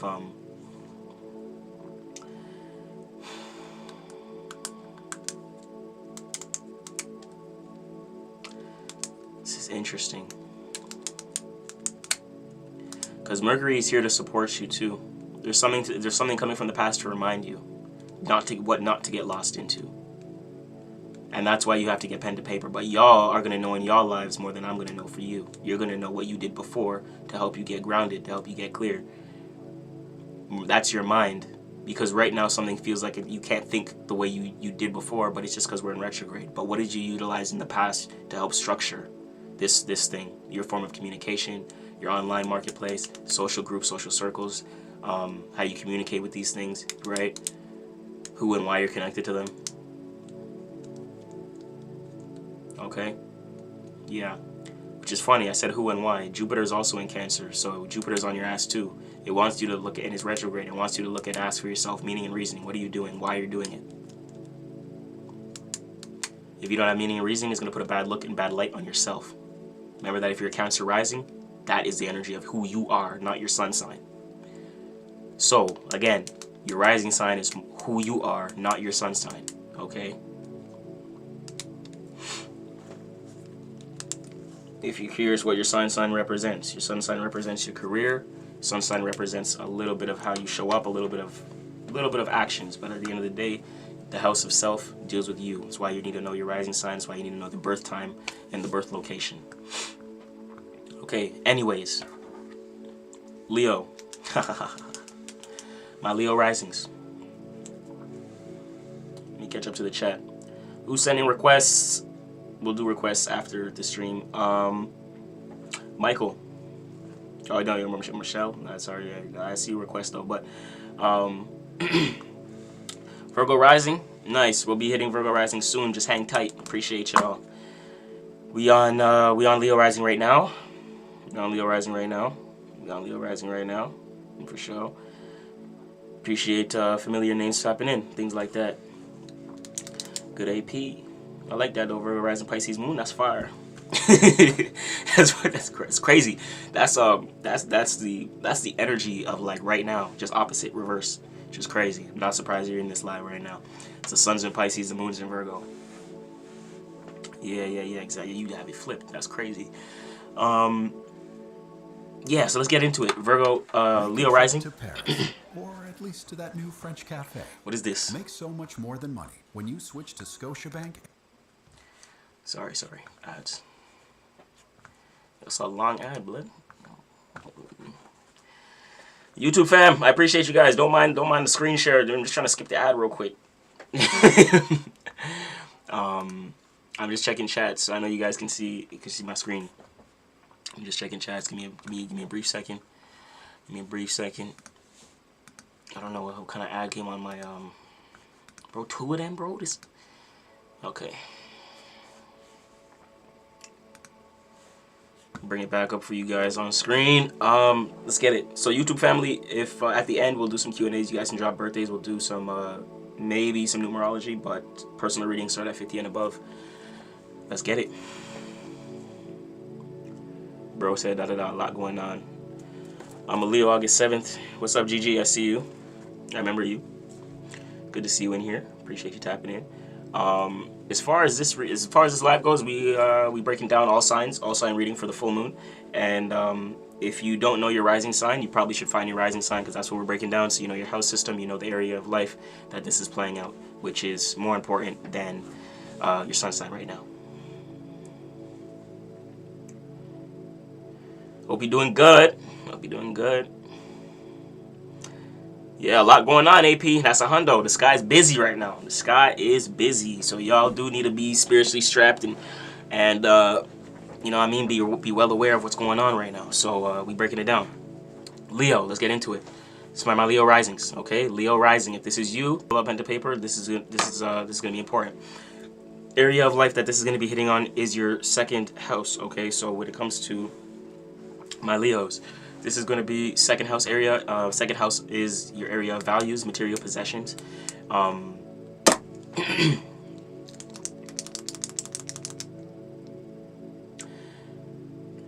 Forms of understanding.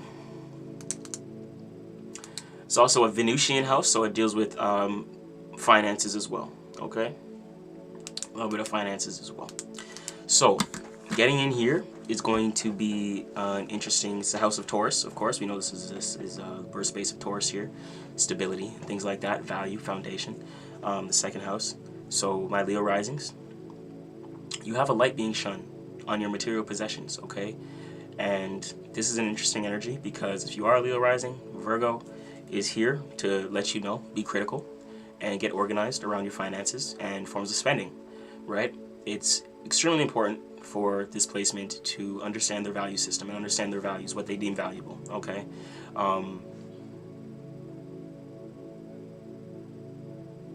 A lot of times, for y'all, your resources create severe anxiety as well. Money and things like that can make you feel extremely anxious. So a strong foundation is important. You're probably one that likes to have money in your pocket. You're probably one that could either be very good with money or very bad with money, okay?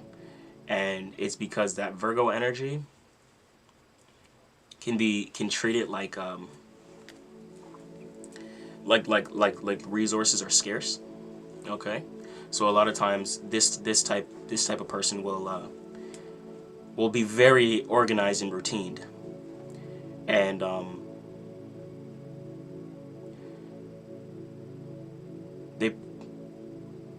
they probably won't have a spending problem too much. This is House of Taurus, so Virgo being here, it's not the worst area.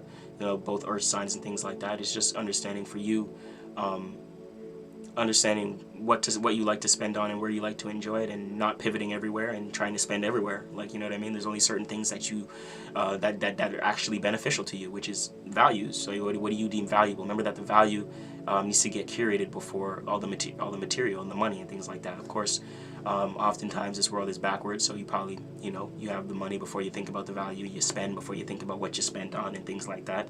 But yeah, now it's kind of asking you a little bit more from you, to think a little bit more. What do you actually deem valuable? What are these possessions? What of these possessions actually represent you and who you are? Or, you know, or do you just have them to have them because you can? So it's like releasing certain things that are no longer valuable to you based upon what you don't need in your space. So it's kind of like critiquing your ability to have things, to hoard things, and kind of letting it go. And you do this because things could seem scarce with Virgo. So a lot of times you have either a lot of, you know, material or a lot of money, a lot of resources and things like that, because you, in your mind, if something goes wrong, you have things there. Or when you don't want to worry, pretty much, when if money was if someone needed you for something, and etc. So that's a good placement in terms of someone who can accumulate money and resources and put it in the right areas. But right now, it may be having you reconsider that. Like that may not be something that you're used to, like putting it in the right areas and things like that. You could just be, you may be coming into that now. Okay, so like a realization now to where you're like, okay, I need to start saving a little bit more. I need to start prioritizing more. Like, I need to start realizing what's important to me, what's not. I can't just be buying this because, like, I want that thing. Like, you know what I mean? Like, Taurus is very possessive, so you can be getting things and material possessions just to have it or just for the sake of it. And that's what the moon is letting you know right now, not to do that, and understand where you need to let certain things go. Because you're not creating enough room for, like, things to continue flowing. It's like, I'm hearing the Four of Pentacles in tarot. So a lot of times you hold on to too much, and it allows for, it doesn't allow the right thing to come in. Okay, so the second house placement here is getting you is asking you, okay, what do you deem valuable? What do you deem worthy? Where do you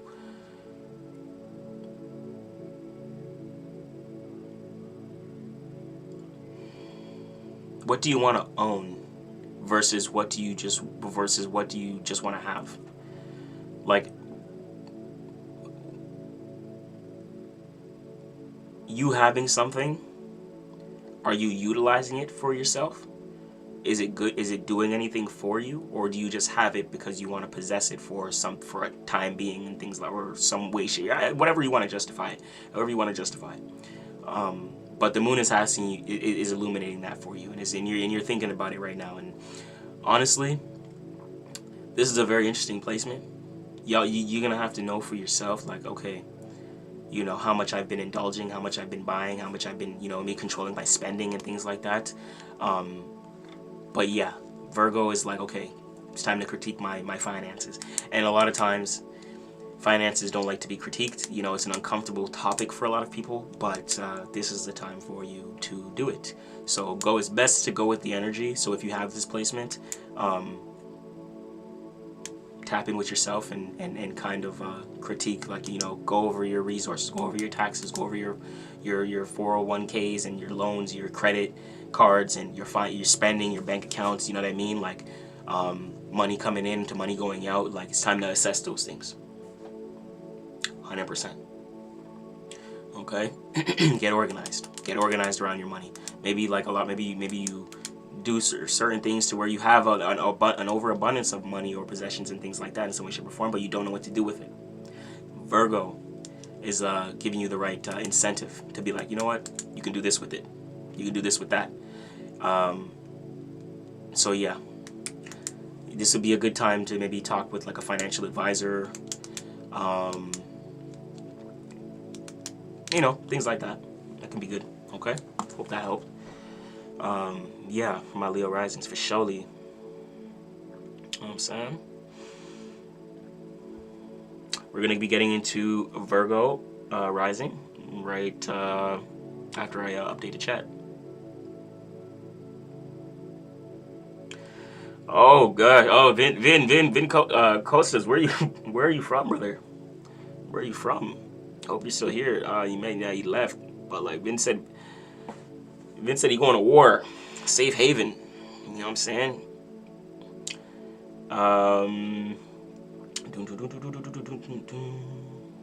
Yeah, most people that pop on here are Leo. It's funny that people pop on here like, I'm a Leo. Like, I know. Like, you know, it's not. I appreciate you, Gigi.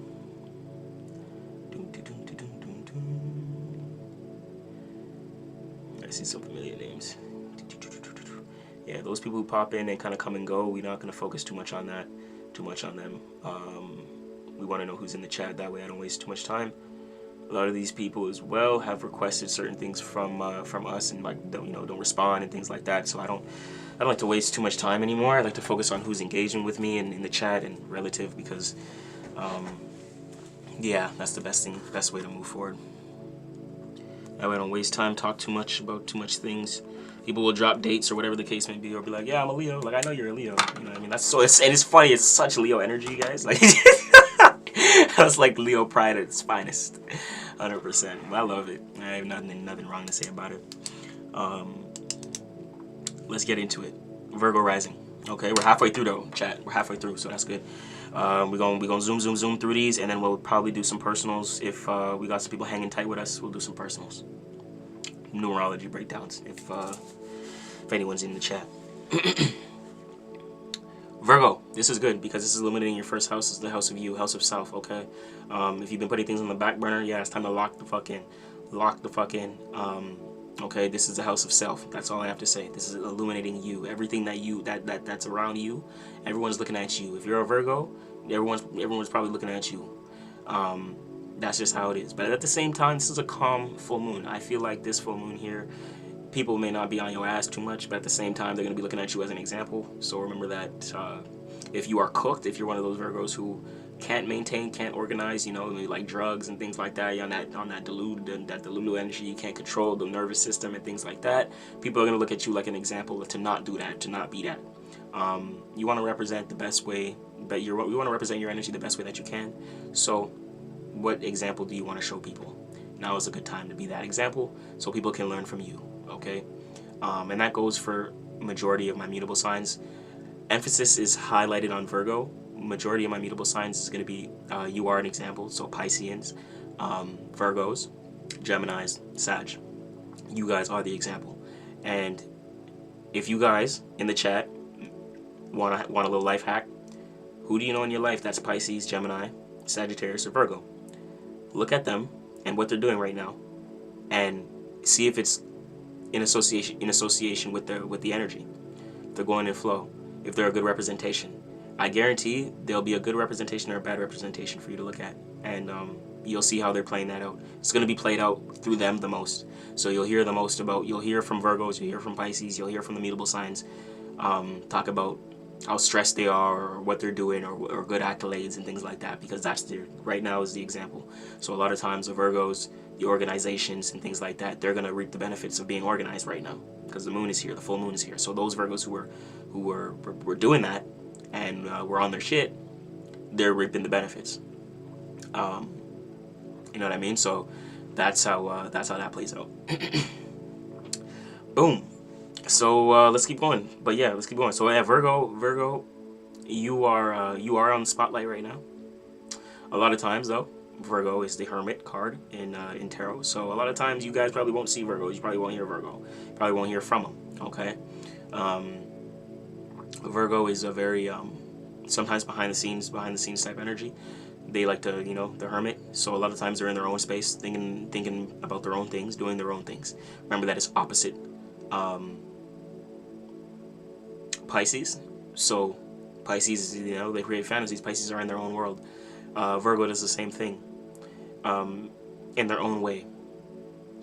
So you always see exclusive things or unique things being expressed or being shown from Virgo. Like how Virgo does things is never going to seem like the regular, because they're in their own world, similar to Pisces. But they know exactly what world they're in, because they Virgo is just that energy, like it's they rule the nervous system. They're very critical, very into certain things that are extremely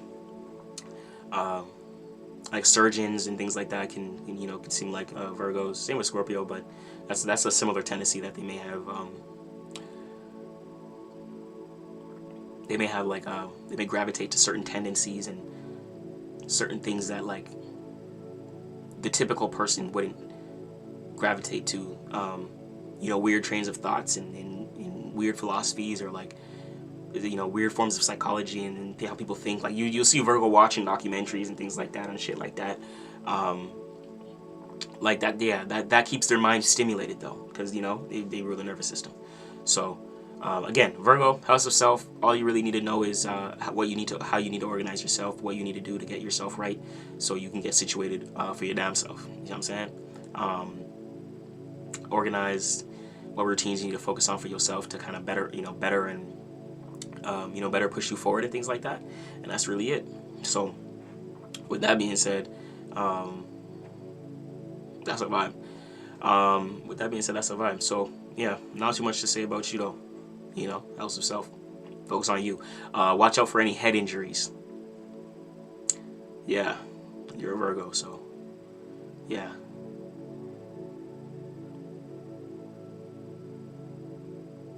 Yeah, watch out for head injuries, migraines, possible teeth. Yeah, possible teeth and jaw injuries and things like that. Okay, but that's it. Next, Libra. Okay, my Libra risings. My Libra risings.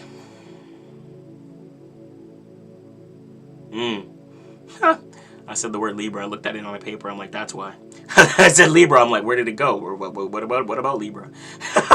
Because it's in the 12th house. It's a sleepy ass 12th house. Y'all have it in there too. So right now, my Libra risings. Y'all may be just naturally tired right now. One thing that I can say is get your rest. A second thing that I can say is write down your dreams. They're going to give you direct answers to what you need to do in the waking life, or what's giving you anxiety within the waking life. Okay, that's likely gonna appear in your dreams. So if you want to remember your dreams, or understand or articulate your dreams, even if you're not, try to write it down around this time. You may notice a unique dream around this time. It's significant to your waking life. Okay, and the psychology of yourself. So and what you need to do in order to initiate yourself. So please, if you have a pen and paper, for the next 5 days, when you wake up, write that thing down. If you don't remember your dreams, you're someone that's usually doesn't remember them and things like that. One affirmation I like to use for when it comes to this, and it could be good to just recollect certain things that are subconscious, and it may not even be you remembering your dreams directly, but certain subconscious things that come up within the mind just because you're doing the practice. But when you wake up, just write down that if you don't remember your dream, write down that you will remember your dream throughout the day.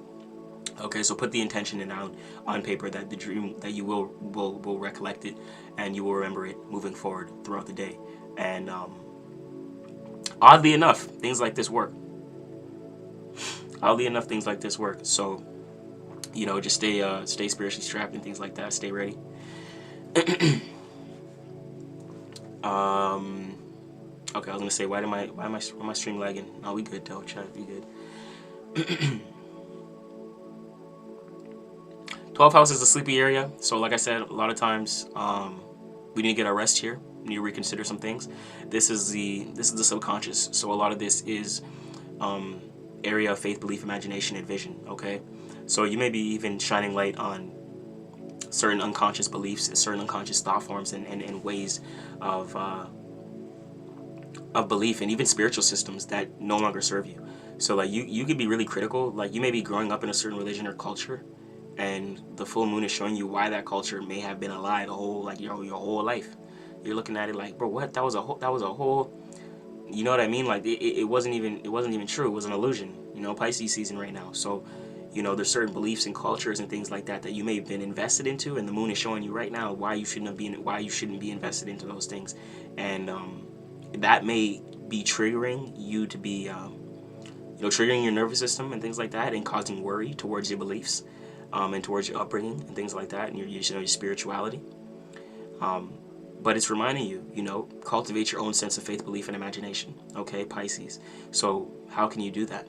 It's time to structure and be critical around your spiritual hygiene. Be critical around your spiritual system, right? So those things are very important to do right now, 100%.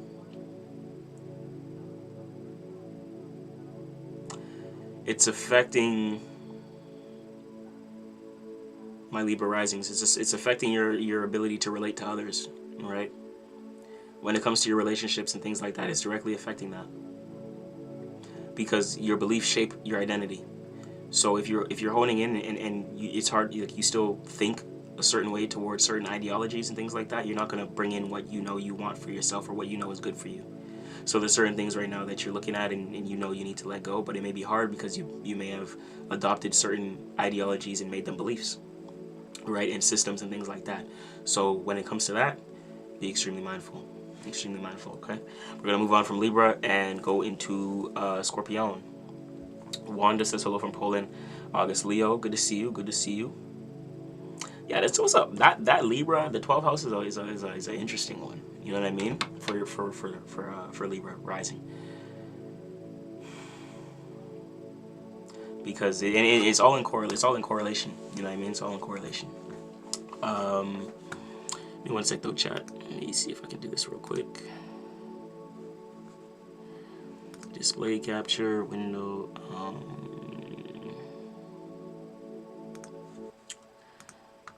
Oh shit, my bad, chat. Let me get this here for you guys real quick. Doom, doom, doom, doom, doom, doom. Boom. There you go. Perfect. Okay, there you go. Okay, I just had to change something real quick on my screen here.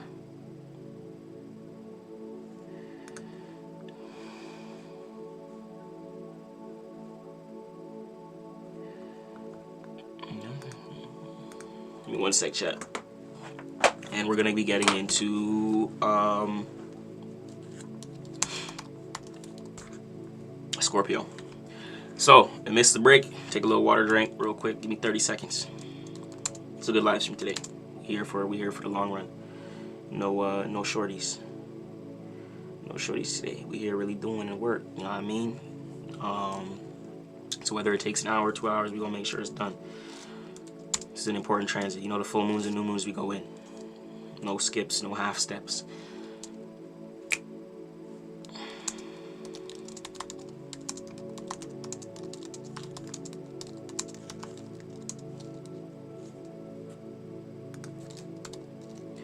Just replying to a little text message over here.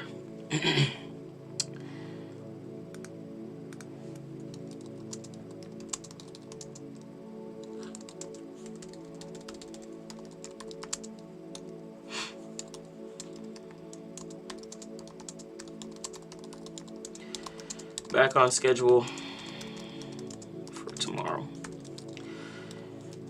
Yeah, even me, chat. I'm utilizing the Virgo energy as well, my damn self. You know what I'm saying, with organization and things like that. So that's important. That's extremely important. Unplug that now. Save that battery. But yeah, you know what I mean. When we get to, it'll be my sign. I'll share a little bit about myself. But yeah, shout out to Poland, shout out to everyone around the world, and things like that, worldwide. I love to see it. Let's keep going, let's keep going, let's keep flowing. Shout out to the real ones on YouTube. I like to see it. Shout out to you guys and Rumble. After we finish this, we can go into a short segment on Rumble, possibly, and get into some energies and some other information that we wanted to talk about here, but may not be able to on YouTube. You know what I'm saying? So, Libra. We know it's in the 12th house. We're going to move on. We're going on to Scorpio right now. Scorpio, this is going to be playing out. Virgo is Scorpio rising. This is you. It's going to be playing out for you in the 11th house. Okay. So when it comes to you, 11th house is going to be very, very prominent. Okay. 11th house is going to be illuminating your associations. Okay. Guilty by associations and things like that. Also foreign lands, foreign shores, digital revenue, digital income, Stripe payments, PayPal, things like that. Unfamiliar, this is people, places, and things as well. Maybe unfamiliar, based upon connection. Okay. Associates. Okay, house of associates, and also network. A little bit of technology here as well. So, Scorpio.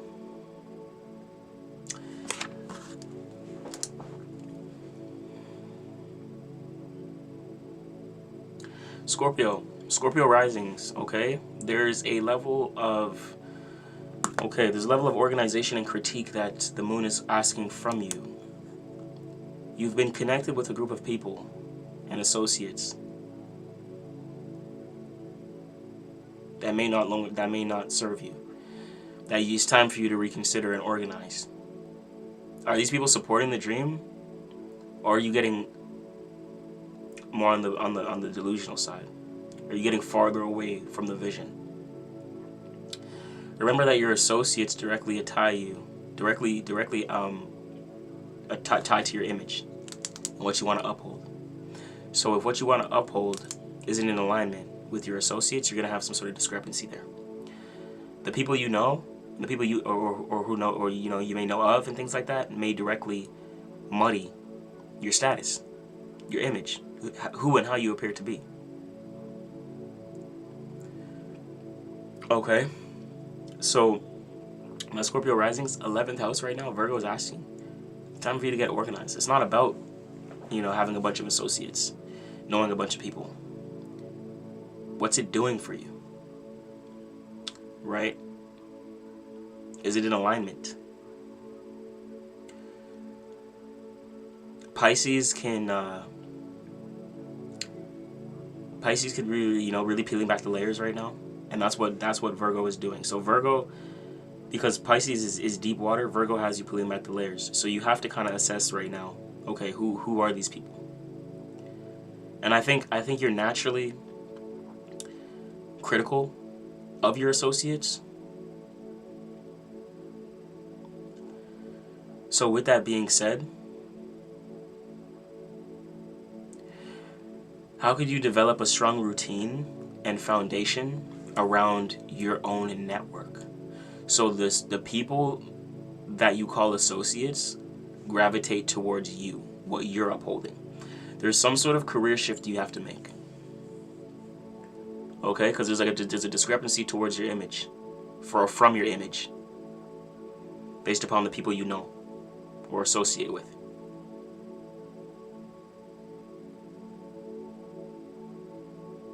And you may have not associated your own network. For example, you may have put yourself on the back burner to try to associate with people without realizing that it's you that that creates the network to associate with, to attract and associate with the right people.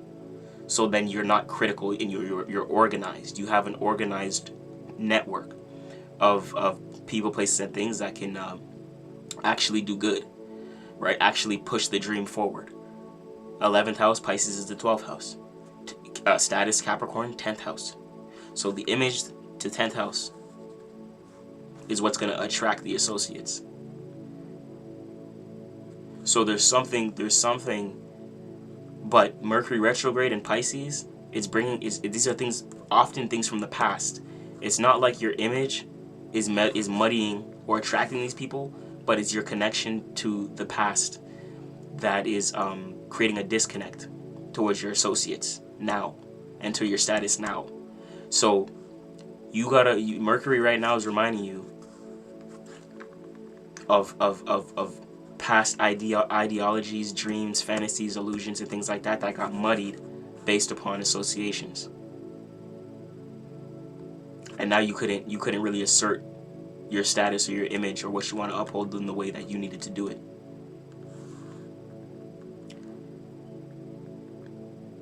If you curate your own network, you will not have to or feel a want to be a part of other people's network. Because when you are a part of other people's network, they look at you as like, bro, why are you here if you're trying to critique my network? See what I'm trying to say? So there's something going on to where you're building and curating your own network from your status. If you're going to need to spend time doing anything over the next 5 days, is spending time over who you want to associate with and what you want that network and associations to look like.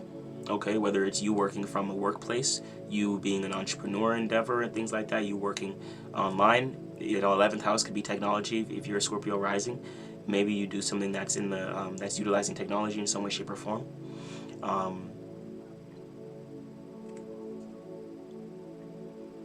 Your work field can be technology in some way, shape, or form.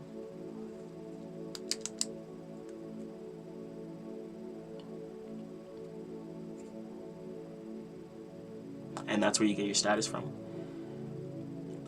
But the people that you were connected to in your past don't have the same, you know, even knowledge, you know, the skill, they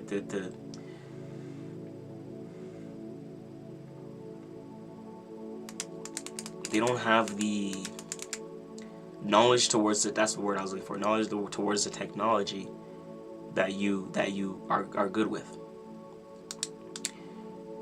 So there's like a discrepancy because there's a past connection with people, places, and things. Maybe old friends, groups, and things like that. That's influencing what's coming in for your life, coming into your life, and that's what needs to be reconsidered right now. Okay, so spend the time, and it's time to evaluate the friend group and things like that. It's time to let go of some things in the past. Pisces highlights past, present, and future, subconscious thoughts, its subconscious beliefs, history, and all that. So remember that Pisces is deep water, subconscious. A lot of these things, beliefs, ideologies, you know, they come from people and associates in our lives a lot of times. And when we can realize that, we start peeling the layers back, and then we can come into our own forms of faith, belief, and imagination, which are your three superpowers. I've said that many times, which is why the world likes to curate your faith, belief, and imagination. If you look at anything in the world, it's geared to make you believe something, or, you know, have faith towards something, or to think a certain way. It's imagination. And if you can utilize that or hold an image in your mind for a long enough period of time, eventually it'll come to fruition. And other people, certain people within, you know, certain people and things like that understand this, and see, the thing is, the masses don't. So it's just for you to be mindful of and take information, take note of. Anyways, Sag, I like that for Scorpio. That is maybe some separation happening there, okay? But you know, Virgo's here, 11th house, Aquarius.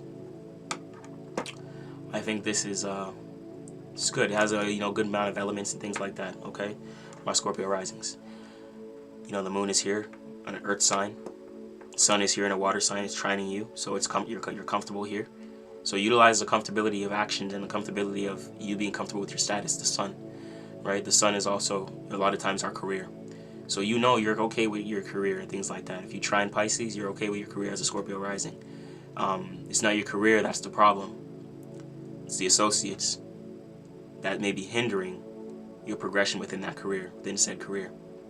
The moon wants you to get critical right now. It's in an earth sign, so it wants you to, mutable earth.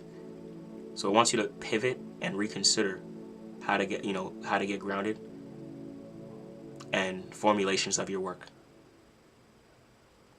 How to make certain changes to your structure and organization and routine that'll directly affect how you associate with these people from the past.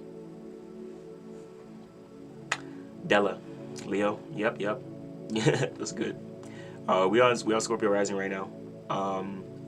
Yeah, if you're Leo risings, we did do your sign already, so replay gang, you're gonna have to watch that. Replay gang, if you don't know your rising sign, you should probably get a natal chart breakdown, and before the end of this, that way you know your rising sign, so you can understand where this is hitting you in your area of life. If you're a Leo sun, that doesn't matter for this live stream, for the full moon, at all, because you have to understand what house you have Virgo in. Okay, so if you don't know what house you have Virgo in, the energy right now will spiral in front of your face without being a word.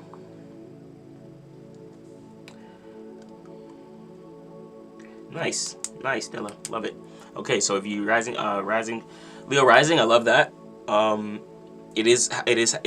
This moon is highlighting your second house, house of possessions, finances, material. You know, house of values as well.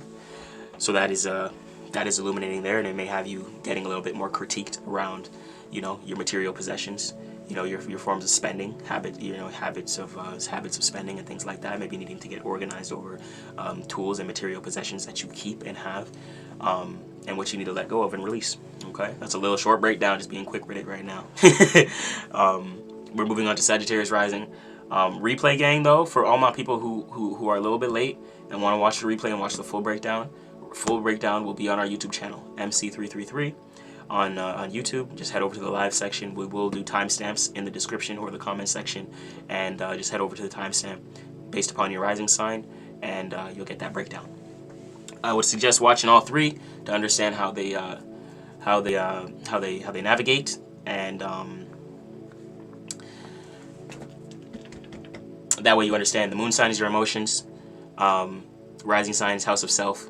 I mean, you know, the area of self, and then your sun sign is a little bit of business and career. Okay, so if you're gonna be utilizing it, if you're gonna utilize the free information, I would suggest you utilize the whole big three. Okay, the sun sign being your career, a little bit of your fatherhood, father figure, and the rising sign being house of self, who you are, everything about you, and your moon sign, your emotions, a little bit of your mom.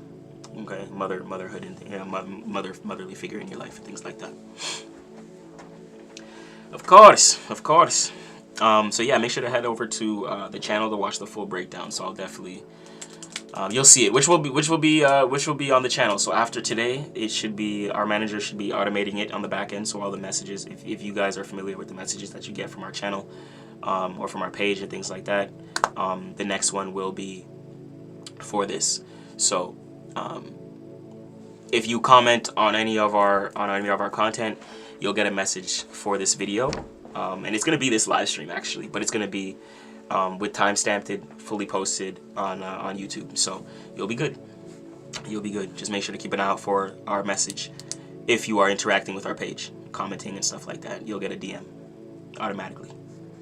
If you're looking for like something more personal, just let me know. Just say, "Hey Leo," or personal reading, and our manager will see it and we'll make sure to reach out to you.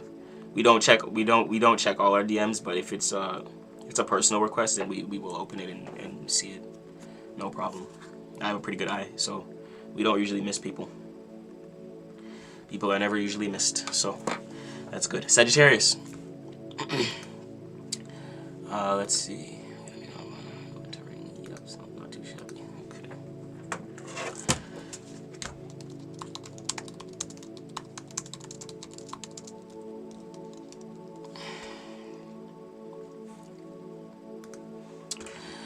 Okay, Sagittarius. Boom. This gonna be happening on your 10th house. Okay, so 10th house for my Saggies. I'll get a reading soon off a show. Thank you for the knowledge and insight. You already know AP. We've had there's a few people and things like that. We're decently in line right now, in terms of readings and personals and stuff like that. But we're not too backed up right now, so that's good. We actually haven't been doing too many readings, but we will be. Things will be picking up soon as I have some more time to focus on the readings and the information. It's my favorite thing to do besides music. Like besides making music and rapping. You guys probably see my music on the page and stuff, but with shout out to all you guys who do. Besides that, bro, this is literally my passion. Like spitting game like this, bro, is literally what I love to do. With this type of information too, it's what intrigues me. It's what helped me get to where I'm at in life. It's what helped me reach certain financial heights in my life. Like, it's what brought me to certain, spiritual elevation in my life and wisdom. So like, this helped me a lot, and from young, and I'm still young. So like it's always gonna be here for me. At least I think, for a while. There's a lot of things that showed me in the world that points directly to astrology, and I'll do a separate live from that, and can show you how certain things are stemmed from astrology when it comes to a lot of spiritual systems, a lot of religions, a lot of beliefs, a lot of curated things within society. It's all based on astrology. If you guys knew, you'd be like, holy shit. Well, but I'll save that for another live for sure. People just, it's information that's just not out there like super publicly. What is out there publicly is more generic. The people who really know it, believe me, they understand exactly everything I'm speaking when it comes to esoteric knowledge, occult, philosophy, faith, belief, imagination being your spiritual superpowers. They understand energetic signature. These are things that these people understand and they know is very much real. So like if you and any regular average person goes to deny it and tries to say, yo, astrology is fake, like I'm not gonna say no, don't look down on anyone, but just understand they have that level of thinking. Like that's just where they're at. Like understand that the people who do curate the world understand everything I'm telling you. Like they can, if I would sit down with someone, that you'd be in disbelief that they would understand certain things that I'm telling you right now. Like what? You know that you knew that, but they will never have it out there because it's powerful information. So a lot of the people who do, even my grandfather and things like that, he'll never tell me he knows astrology. He'll never say, let me not get too deep, but like he'll never be like, yeah, I used to study the stars and da da da da da. But he'll go through. See, I can't talk. After the stream, I'll get into it. After the stream, I'll get into it, chat. Anyway, Sag, 10th house. I got stories. I got stories. I got some stories. But like, it's just to tell you guys, bro. A lot of the things that is out here and reason why people thrive, or just gatekeeping information. A lot of people know information, but and then the information in itself too takes time to know. So unless you have resources, finances, money, and things like that to learn it and understand what it is, like you'll feel like you have no time. You'll feel like, and that's the whole point of the world. Like that's what they're doing. That's how they harvest y'all's energy, things like that, energy, and use it for themselves. Because your esoteric currency goes to them, and energy doesn't die. It only gets transferred. But that's all I'm gonna say right now. That's all I'm gonna say right now. I usually can tell what sign you are. Yeah, for sure. Which is good. That's like natural inclination. T-bone steak. I like that name. That'd be fire right now. Although I'm mainly like, although I eat red meat very less. I'm mainly pescatarian, but I love a good cooked steak every now and then. Yeah, for sure. My IG, Leo Pride. Is that your Instagram? Like, is that your actual Instagram page? Let me know. If like that's one you run and things like that, I'm curious. If so, I'm glad to connect. I'm glad to see you here. Appreciate you. Or just unless that was just a reference to your Leo Pride, then I hear you. Anyways, we're gonna move on and continue. Sagittarius, I'm gonna get into the chat afterwards. We'll do like a little bit of Q&A stuff. Maybe I'll go into a story. But we are on a little bit of clock right now, so we're trying to make sure we get it done. Sag, 10th house. This is the house of status, house of career, house of image, okay? House of illusion and delusion. House of Capricorn. What can I say? What can I say about this energy? Can say a lot, Sag. Virgo right here has you critiquing your whole career, and this damn near might be a release to your career. Like this could be a new job, and not even hiccups, and that is confirmation. Not even a new job. But it's reconsidering that you don't want to be there no more. Like you've now came to the conclusion that you don't want to be here. Yes, that is something that but you may not know where you want to go to next. So Virgo's asking you to kind of critique. You need to get pen to paper. Everything, pen to paper, earth energy, Virgo, mutable. This is something you're not used to. Probably you haven't done before. Pen and paper, you probably haven't done this in school. But yeah, Virgo's asking you to get pen and paper, get critical, analyze. But it's earth. It's an earth sign ruled by an air planet. So you have to put practicality towards your mind. What does that mean? Pen to paper. How can you ground the thoughts that are going through your mind? It's a great way to see what's going on internally if you put it on paper. So journaling, that's a great way of self-expression right now to get to see what thoughts actually need to be maneuvered. And because it's mutable, it's not something you're used to, but it's adaptability. You doing that thing, that change. A lot of time for my fixed signs, if you're here, Leo and things like that, you're probably, you have a fixated nature. So, change and inclination for doing things different isn't always an incentive. But that's what the moon is showing you right now to kind of do that. Same with, like I said, for my Leos, your Leo rising is creating incentive to kind of make an adjustment and be mutable, flexibility towards your finances, material possessions, things like that, which is not something you're necessarily inclined to do, right? You have a fixated nature. That's fine. But the moon is here. Utilize the energy and go with the flow. Go with the shift. Because if you do, it'll be less harsh. when the universe wants to give you a reminder, it ain't gonna be a nice one. So if you can understand that it's a time to kind of focus on that, then utilize it, and it'll play out a lot smoother. So yeah, Sag, there's a lot right now, okay, that you have to consider.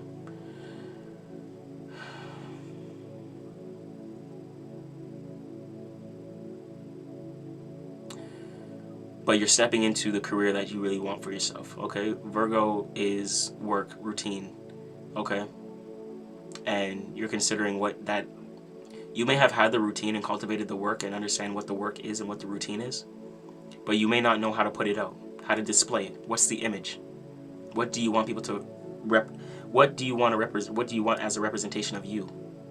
When someone first sees something, what are they picking up from you? Because what they're picking up right now is probably not in accordance to what you're trying to represent. And you see that, and that's what for the moon is showing you, and it's showing you and making you feel a way emotionally. Like, bro, why are you looking, bro? It's not even what I do. Like, why are they looking at me? Like you know, it's like that energy. Like, why are they moving like that? That's not even what I, like, what do you mean? That's not what I do. But you're understanding it based upon what's seen or something not being seen. So your energy, the representation of the work or the routine is not being shown. So if it's not being shown, people may not know how to come across you, how to relate to you. And that creates like a discrepancy personally for you. And you're like, why are they coming at me like that? That's mad trippy. So that's an interesting thing. And guys, it's what's interesting with these breakdowns when I break it down like this with the rising sign, because we have with the whole sign system, we have all the energies within ourselves. As a Leo, as a Scorpio and things like that, like we have all these energies within our natal chart, which is why it's important to understand your natal chart and understand you're not just a Leo. Where you have your North Node, where you have your Jupiter and things like that, where you have your Saturn, where you have your your Uranus, your things like that. Your these could be falling in different houses, and these are different areas of your life. And the planetary signatures are your forms of consciousness. These have more influence and energy than your sun sign. So people can that's what a lot of people need to understand. It's not just about the sun sign. You embody all energies, and these energies play out in all of our lives in different areas. So if you understood your rising sign, you'd see where that area is playing out. So exactly what I broke down for Sag and how things may have Sag rising and how things may affect their image and things like that based upon their 10th house. Things may be playing out differently for different signs, right? No matter if you're born a Leo and things like that within that month. So that's why you can be a Leo but going through something completely different than another Leo, right? Because it's not just about the sun sign. And then same with the moon sign, right? We react and respond differently than someone else. Why? Because our moon sign is different. The moon transits, every 2 days and things like that. The moon goes through the entire zodiac in a month. So a lot of times you're probably going to have a different moon sign than someone. If you have the same moon sign, you'll probably have a different rising sign based upon the time you're born. So that's a different influence. So you're never the same as another Leo. We have similar tendencies and similar traits, but you're never the same.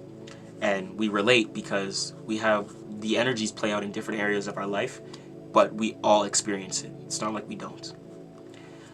Let me continue. Capricorn, 9th house. Right? So just like how I'm saying, Capricorn rising, they're going to experience it in the 9th house. Another rising sign will experience it somewhere else. But they're still going to experience the Virgo energy, just in a different area of their life. So they still have to get critical. They still have to critique. They still have to get pen to paper. They still have to organize. Or they're going to be on the other polarity, a shattered nervous system, anxiety, depression, hard drugs, things like that. So, but in their own areas of life, right? Aquarius, Pisces rising, I may notice it in my 8th house, my 7th house. Taurus rising, notice it in their 5th house. Leo rising, you notice it in your 2nd house. But we all have to utilize the Virgo energy though. That's what's important. Okay, so that's why I say that's how you tie it together to apply it to your own self, and then how it applies to the collective. Because collectively, we're all feeling the full moon. We all feeling where we need to get organized, where we need to structure, where we need to. And it's actually not peaked yet. It's peaking tomorrow on 3/3, March 23rd, things like that. Not March 23rd, March 3rd, sorry. which in numerology, 3 days: communication, community, online situation, right? These are all significant energies. Marketplace, things like that, and local neighborhood travel within locality and things like that. You may be the full moon may have you traveling, city to city in some way, shape, or form, right? Especially for the sake of Pisces is a little bit of deeper connection. You could be doing it for family. You could be doing it for old friends from the past, things like that. But the full moon can have you also, traveling within your local neighborhood and things like that, because it's peaking on the day of the third and the third month. So that in numerology, the energy is locality, online, and then also local neighborhood. Okay. So that could be significant because that's a mercurial energy as well. 3. So the energy of analyzation and thinking and things like that is prominent. Okay. Let's move forward. Did we mention? No. Okay. Yeah. Capricorn. Yeah, that's what I meant to say. Yeah, Capricorn. Because we're on Capricorn. Also Aquarian natives, as those polar opposite. Exactly. So like I say that all the time too. Like I tell people have like certain discrepancies sometimes with other fixated signs, right? We've seen it in the chat here if you've been in the live for a little bit, towards Taurus, towards Leo, towards Aquarius, Scorpio. Leo, as a Leo, you guys are gonna see a lot of people have certain discrepancies towards Taurus, towards Scorpio, towards Aquarius. And I know all these energies. I'm a Leo North Node, so a lot of times I have to be uncomfortable. In order for me to thrive, I have to go into my Leo energy, right? Compared to my South Node, which is Aquarius. So I have to be my South Node, you steer away from. So I have to be less connected, social group, networks, things like that, do more alone, because my South Node is Aquarius. So I'm already used to having a big network and technology and associates and things like that based upon past history, past lives. That's my energy I'm born in. My North Node, Leo. So I have to look at where I have that, what house that's in, okay, and then I have to look what the Leo energy represents. Okay, setting the stage. Okay, self-expression. Okay, individuality. Oh, your North Node and your South Node also tell you a little bit about your past life.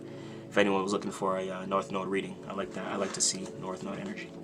But you may notice as a Leo certain discrepancies and even in your life certain experiences with the other fixated signs because it's a square or opposite. These transits or these aspects are the strongest aspects we go through in life in astrology. Oppositions and squares. Oppositions are opposite energies, so we're forced to learn from the other opposite person or the other person, which is extremely uncomfortable. Squares. We're natural inclination to either gravitate or get frustrated around. So a lot of times squares, it's either learning or frustration. A lot of times we learn from the frustration because a lot of times people are on the lower octave of things, so they're more of the toxic things and things like that. So a lot of times they'll get frustrated before they can learn instead of understanding where they can learn to not be frustrated. See how I mean? See how the world be backwards? But they train the people to think backwards because they understand what I know. You have to step into that energy. Not do it backwards. That's what it comes down to. At the end of the day, squares, you're going to learn from them. So the Scorpio, the Taurus, the Aquarius. Well, for you, the Aquarius is opposite. So a lot of times you probably notice it. Think about your past, the relationships you've been through. They're probably Aquarius, probably Scorpio, things like that. They probably had the strongest connection, or they probably took you through the most experiences, the most bullshit for you to realize, like, oh, I don't want to be with Scorpio, or I hate Scorpio, or I love them, or I'm gonna learn from them, or you know what I mean? Like, that's how it's always gonna be. You're always gonna go through something in your life for it to be a frustration or a learning experience for the fixed signs. And the same thing happens with the mutable signs.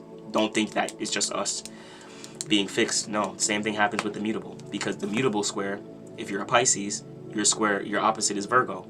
Full moon is in Virgo right now, so you're dealing with opposite energy if you're a Pisces. My rising is a cusp. It's not cusp, but I have a Pisces first house, so I have a lot of Jupiter right on my rising sign on Aquarius and things like that. My majority of my house system plays out as if Pisces rising, but it starts in Aquarius. Transitions, things are always transiting, but to understand the influences, you got to understand that everyone, all of us, like everyone plays it out the same. Just because you're fixed doesn't mean that just only you're experiencing things, right? The mutable signs do it, the cardinal signs do it. If you're an Aries, you're squaring off with Capricorn. If you're an Aries, your opposite is Libra, right? What's the other one? If you're an Aries, your square is Cancer. All these people and then Cancer.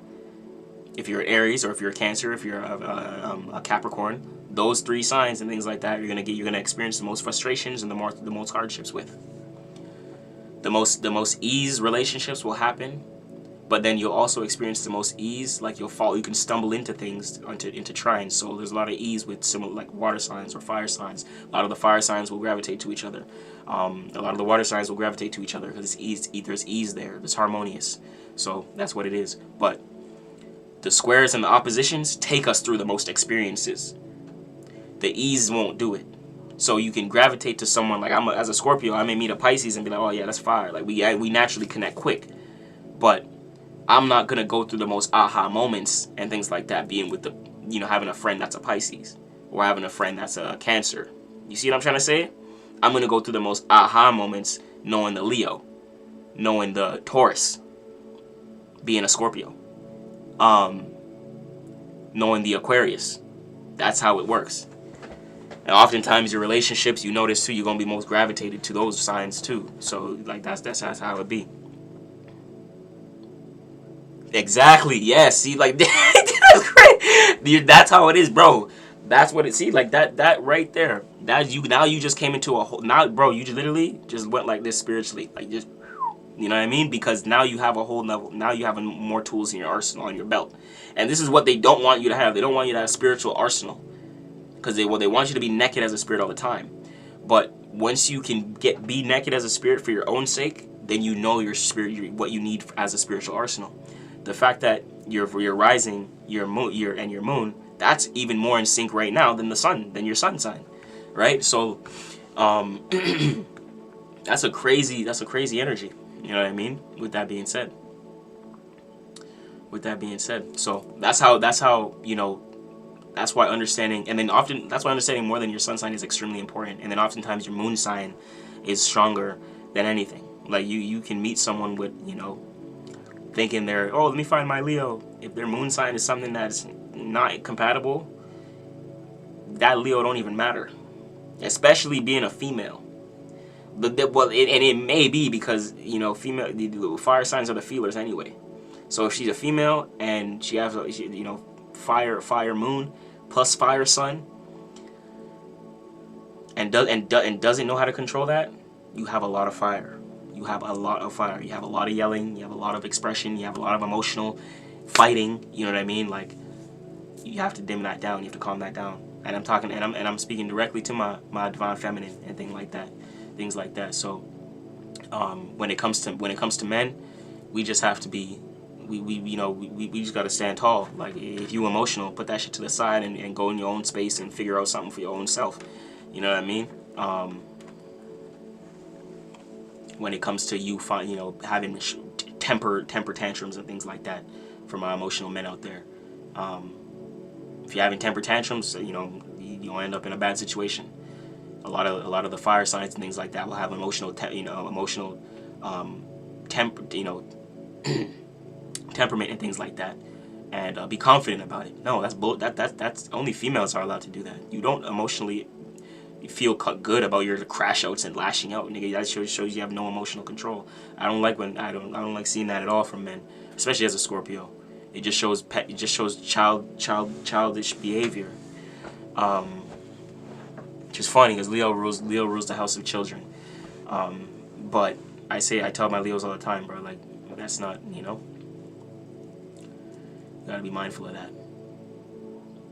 You can't just have a temper tantrum because something didn't go your way. That's very childlike.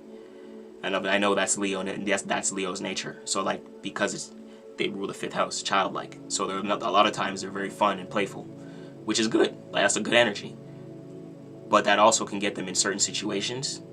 As men, that they have to be careful for. You see what I'm trying to say? Because emotional men end up in jail. That's all. especially my skin color from the hood, and no, you don't just be emotional and shit like that for no reason. You know what I'm saying? Like that, don't do that. And I'm sure if you a dude and you hearing this, you like, damn, yeah, he's right. Yes. You know what I'm saying? I know. Because as a man, it's our job to emotionally regulate.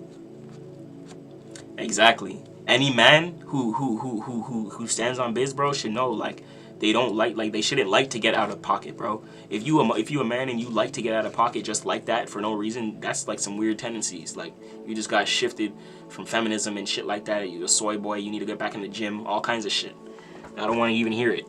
That's fucking... as a Scorpio, I feel every single emotion. I don't want to see no lashing out, no crashing out from stupid ass shit. You know what I'm saying? You know what I'm saying? Like, bro, go somewhere else with that. That's one thing I don't like from Leo, especially men. That's one thing I'll be like, hey, yeah, y'all be cooked. But, you know, it all depends. Like I said too, it depends on the moon sign, because you can have a water moon as a Leo and they'll be more intelligent, because the water gives them the depth to analyze the emotion. They won't just act on it. Remember that fire is also action in the element, elementally speaking. So a lot of times when they feel, they'll just act, and then and that leads to blind action. You see what I'm trying to say? Because they don't realize that it's a feeling. A feeling needs to be sat with and processed and felt through, not acted upon. That's the discrepancy that fire signs have, and that's to be honest, all fire signs. I'm not even just gonna say Leo. It's all fire signs. You know, Aries, Cardinal, so they initiate, they feel away, bro. Then they just crash. Aries will crash up for nothing. You know, Sag will do it for this and then blame God. I did it because of this. Yeah, that's how it is. That's how it goes. Yeah, you got to. And then I remember you said you have like a Virgo. It's either a Virgo moon or Pisces moon and things like that. That's the critical. So that saves you. I'm telling you right now, that saves you, bro. The Virgo Pisces, like that's a good little polarity. So it low key, the Virgo has you thinking, depending on where it is. The Virgo always has you thinking. If it's your rising, Virgo has you thinking about yourself and you not to crash out. Like, okay, let me not do that, because if I do that, they're gonna look at me crazy.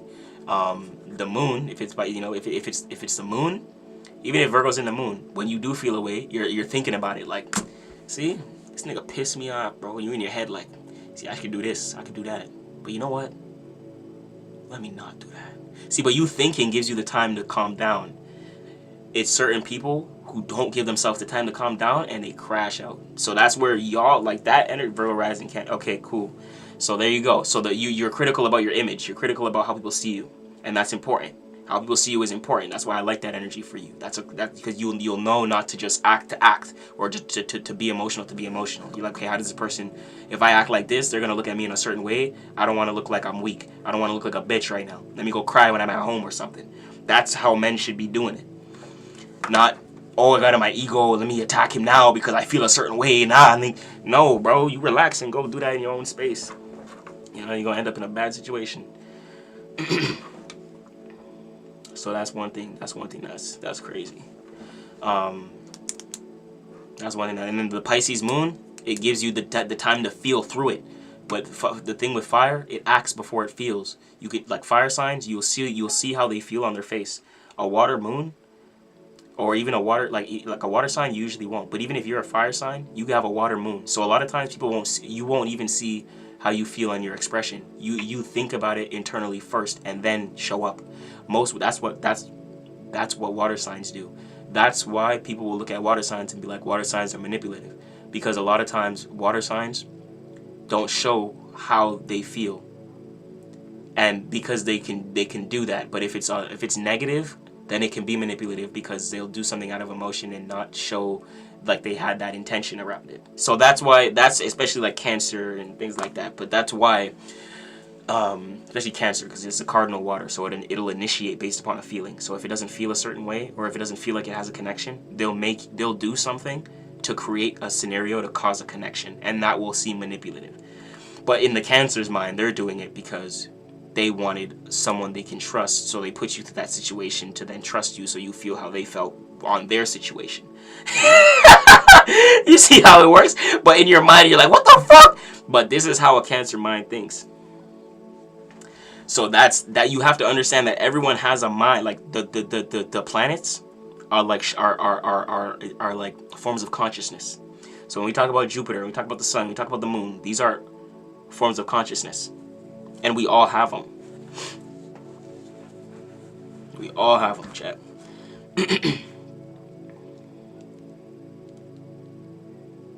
Yeah, and it's because and I'm glad you said that, AP.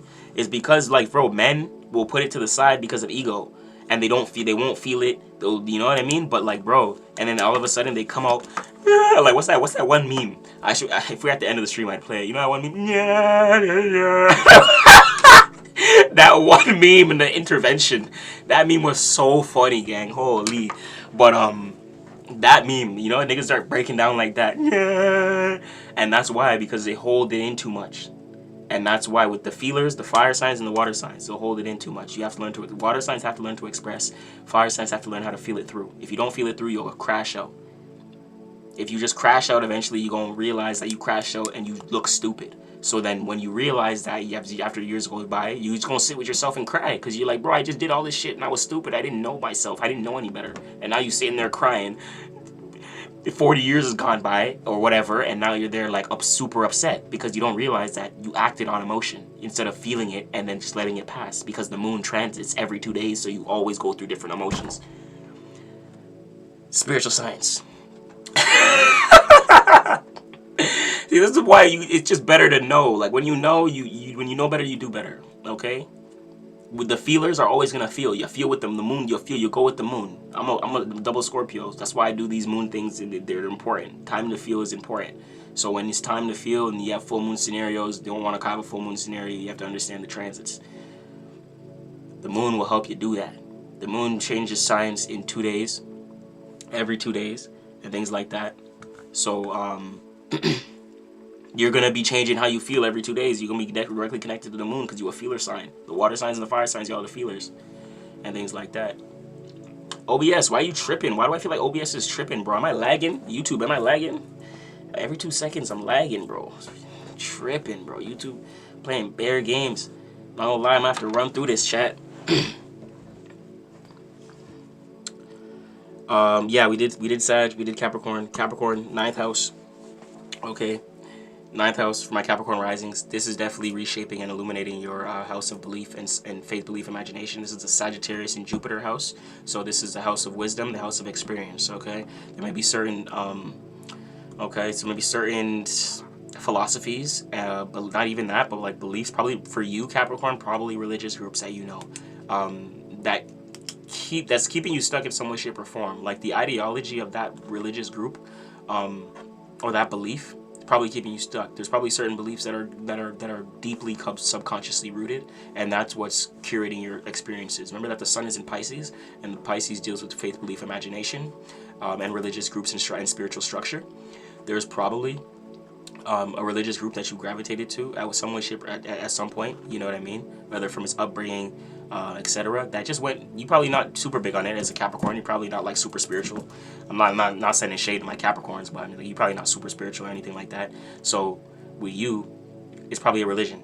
But you have to understand that religion and those ideologies are subconsciously in your mind, and if you don't do what you need to do to release those or shift or create or curate your own ideology, your own faith, your own belief, your own imagination towards the world or towards yourself, then you're indirectly affecting your experiences, because Sag and Pisces are what?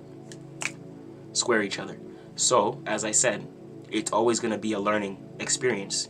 That's directly what you're learning right now, and it could be a frustration too. You could be pissed, like, bro, why do I feel like I'm not doing enough? Capricorn rising. That's why. It's because there's some sort of a subconscious thought, ways of thinking, even people, places, and things from the past that are shaping your beliefs that directly coordinate to your experiences, and that's what you need. That's what you need to get pen and paper about. It's 9th house, and it's all about your experiences. But the reason you're not experiencing what you want to is because of some back-end belief system, imagination, forms of thoughts. There's like you need to do some self-undoing. There's some forms of communication that you tell yourself all the time that's unhealthy. Your self-dialogue, okay, and how you talk to yourself, and that was only there. It only happened. That's only happening based upon the upbringing you were into or raised into, or a religious group or things like that. And it's not like this their fault, but you know, that's what your parents knew, or that's what your person who took care of you at the time knew, so that's what you were adopted, and that's okay. But it's not for you to cook yourself and say that's it, oh, my life is done. No, just reconsider where you're at, reconsider what you want to believe, and reconsider your imagination. You know, curating your own beliefs kind of takes a little bit of time, but if you want to do that, study belief systems, learn. There's a lot of cultures around the world, and you can learn from that. Okay, so right now, maybe a big time for you to do that. So learning is important. You may want to travel to learn as well, the new societal cultures, maybe change your environment and get a new view of how things look for you, Capricorn. I think this will help you a lot. Okay, I want to dive deep in this for you. I don't know why, Capricorn. I feel like this is important for you. There may be a trip on the horizon, but this may be a good time to plan a trip or consider a trip. From now until some like 6 months that follows from now, okay, in the future. So if you have a date in mind in the future or something like that, there may be a trip that may offer a level of wisdom based upon your faith, belief, and imagination, spiritual upbringing. I kind of like that for you, Capricorn. I feel like you're waking up for my Cappies. I feel like you're stepping into like a deeper sense of self. I like that for you guys. Okay, I'm getting goosebumps as I'm talking. I don't know why I'm talking. Oh, why I'm with Capricorn? I'm getting goosebumps. I don't even get like that with Capricorn. I don't know why I'm feeling like that now. I don't even get like that. It lets me know. So yo, Capricorn, what y'all tapping into? Yeah, y'all trying to be more than the Earth, eh? I like it. Y'all want to be a little bit more than just surface level. Okay, this is good. I kind of like that for you. You're thinking about the meaning and reasoning behind things. Aquarius. Y'all are next. Shout out to the homie on Biggie Smalls. I wonder if he was an Aquarius. I don't know. Every time I hear Aquarius, I think of Biggie. Gotta look into that. Aquarius rising. Okay, we're almost done. Last but not yet. But Aquarius rising, then Pisces, and we're then we are complete. Complete. Aquarius rising. My Aquarius rising, this is going to be illuminating the 8th house for you guys. Okay, so with this being said, the 8th house is the house of speaking of that, I am one of you, so shout out to my Aquarians out there. The 8th house is a house of occult and also other people's resources. So when it comes to the 8th house is the house of Scorpio. 8th house deals with other people's resources, other people's finances, you know, loans, 401ks, government checks,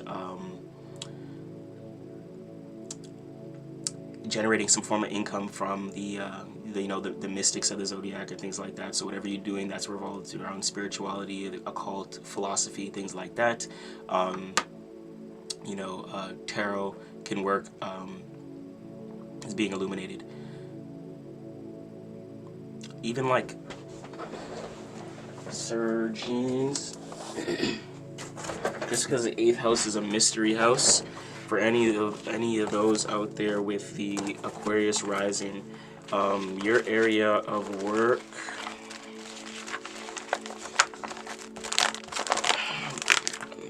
just to show you this real quick.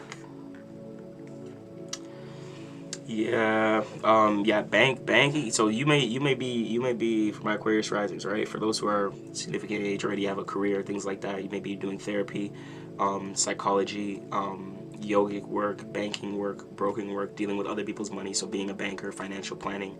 8th house is very lump sum. When it comes to finances, is lump sum finances. So that's an interesting thing. Pisces, I think, big. Yep. That's real. So yeah, 8th house, helping others, going through upheaval or change, so transformation, careers towards transformation, right now. So if you're adjusting, I'm gonna talk about it like this real quick. For my Aquarius risings, if you're coming into the space, a Virgo wants you to kind of situate, organize a routine around your work, around the 8th house, around 8th house work, type work. If you are not already in one of these fields, as a researcher, as a therapist, as a transformational coach, as a yoga instructor, a psychologist, you know what I mean, insurance agent, hospice, financial planner, that's a little bit of what I'm going to say right now, you know what I'm saying, banker, astrologer, occult type information. Virgo, the moon here, wants you to kind of organize and actually structure a little bit of that, okay? There may be something you may need to release for Virgo, okay, in the area, in one of these areas to get structured. Like, there may be something that needs to be organized, and that's what's being released. It's like a change. It's not really. It's funny because the full moon in Virgo is not necessarily a complete release, but a form of adaptability and adjustment. So change. So this is definitely a change towards that type of stuff, and that may be having you getting a little bit more organized towards that. So if this is you wanting to step more, my Aquarius risings, you want to step more into the space of the occult and maybe step into that work, and you want to do more 8th house type stuff, you want to be more coaching, maybe therapist, you want to kind of help people a little bit, maybe banking, you want to get into step into finance. Now the Virgo moon is kind of asking you, okay, how do you need to structure that? What do you need in place to go about that type of job, right? What do you need to do to organize your routine and things like that, so you can sustain that type of work, you can enter that type of field, right? What needs to be let go, what needs to be changed, so that you structure the 8th house work, right? So for me, as an example, this is a part of 8th house work for me. One thing that I'm going to be doing with you guys is creating a segment to where you guys see these more often, and you guys are reminded. So, and this is something that I've been doing for a long time. So like, I've had certain segments routinely uploaded on our channel for years now. But again, this is something that's going to highlight for me again, looking at the 8th house. Okay, how do I want to restructure certain things, right? I actually have, because of my Pisces rising, I have this placement majority in my 7th house. So like I said, my house system falls in line like Pisces. So I got to talk about this for me in the sake of the 7th house. That's where I have Virgo. It goes into a little bit of the 8th, but for the most part, my 8th house is Libra. And that's based upon my rising time. So, like I said, it's important to know who you are. When it comes to that, you're reorganizing and restructuring a little bit of that stuff. Keep that in mind. When it comes to the 8th house, Aquarius, you may need to get a little bit more information with your rising about this area of your life.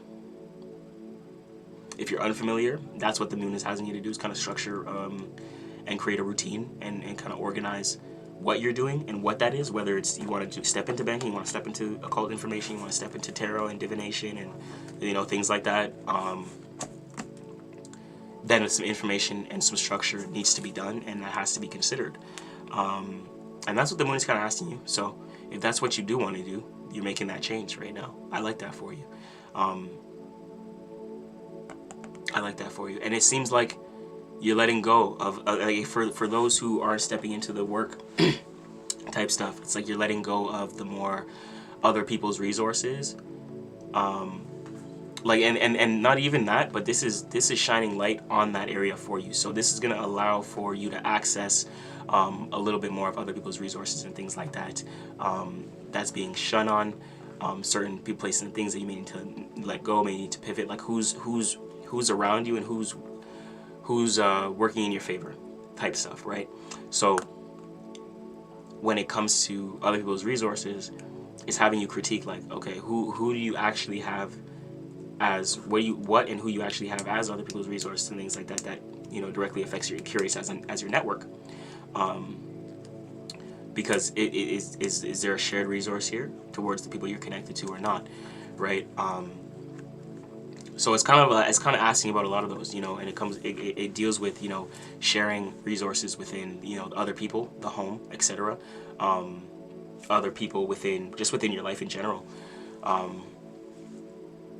Okay, it deals with a lot of sharing too. So you may be thinking about sharing certain things and possessions and just in things in general that you may not want to share. So there's certain things you're considering, okay, with the 8th house and things like that, because based upon like your resources and what you offer to people and things like that. Okay, you may be actually very resourceful because you have this in your you have this natal placement. So with that being said, if you're one to be very resourceful, be mindful of people looking at you like the resource, or people utilizing you as the resource. And even if they are, that's cool. Just make sure it's not overbearing. And that's where you may need to set boundaries and you become a little bit more disciplined and organized around, because you understand your resources. Don't just give everything out to everyone because you're the one that's resourceful. Okay, so that's where you have to be a little bit more critical towards your resources. For other people, I see you developing organization towards your career in the 8th house. So if there's something that 8th house needs some of that career and foundation. So right now it's like, okay, how do you get organized and what routine do you need around that? You may need to formulate some sort of structure that came and happened from the past, okay? So maybe some sort of structure that you were utilizing around the 8th house that you did that was like routine around your work that Mercury retrograde is reminding you to utilize right now. So what did you do to organize this 8th house work that you did at one point that you need to reutilize now to restructure and get a more routine work down packed, okay? Whew, I like that. Because remember that 8th house is opposite 2nd house, so you're utilizing other people's resources, but if that's your job, you have to create a structure around that. Which is a hard thing to do, you know what I mean? Like that's why, you know, Taurus, Scorpio are opposites, they're different polarities. The 2nd house and the 8th house are those houses. The 2nd house is, you know,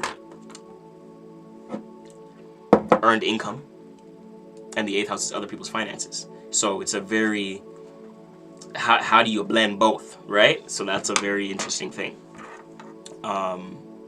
So you have to really create a routine around your day-to-day work towards those other people's resources, whether you're, you know, that's why, you know, banker and things like that, therapist, things like that.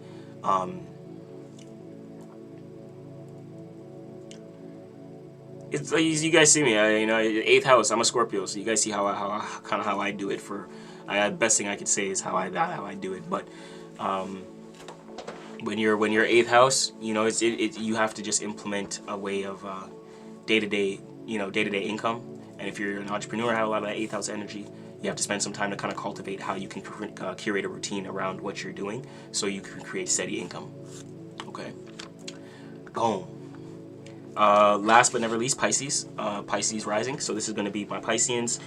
This is illuminating your 7th house, okay, your house of relationships. I have this placement as well. So for my Pisces, I'm one of y'all. I have Jupiter in the 1st house. Pisces is a huge constellation. Aquarius is as well, but Pisces is bigger, so it took up my entire 1st house. So my house system is in alignment to the Pisces Pisces rising zodiac. So it's a lot illuminating for me on the 7th cusp, 8th, and things like that.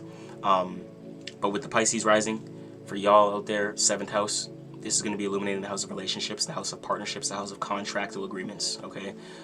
This could be a little bit of employees, can be a little bit of work, routine. When it comes to organizing that, okay? The 7th house is also ruled by Libra, so it's just diplomacy, dealing with more forms of communication, organizing how you communicate with certain people, places, and things, who deserve certain communication. You may be withdrawing from certain people that you used to relate to, that you no longer relate to, based upon the vision, what you have in mind for yourself, the dream, the fantasy, or are you relating to people just for the sake of delusion because you feel like you're missing out, or you don't have friends, or you don't have the right people, or things like that, so you're still enduring it? No, you have to let it go. You have to let it go. You have to be content within yourself to then realize, okay, you know what, I'm good. The 7th house is also letting go and organizing relationships, so it's just understanding who, what people, places, and things, and that you're participating in, right? Where are you going, that you're spending your time all the time, that you doesn't help you, doesn't keep you organized.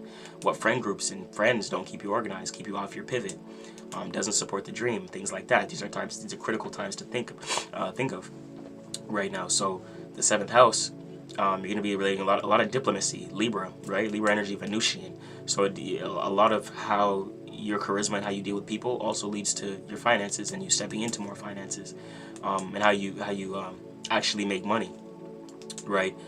Because the 7th house, you know, Libra house, that's finances, Venus, and relatability. There's a form of relatability, though, Pisces, that people don't understand from you. So you've had to be very critical towards how you relate to people, so that they understand your vision, they understand who you are as a Pisces, they understand your world, right? A lot of people come around you and they don't understand your world. They're stepping into your world like, holy, I'm in a whole atmosphere. Yeah, that's Pisces.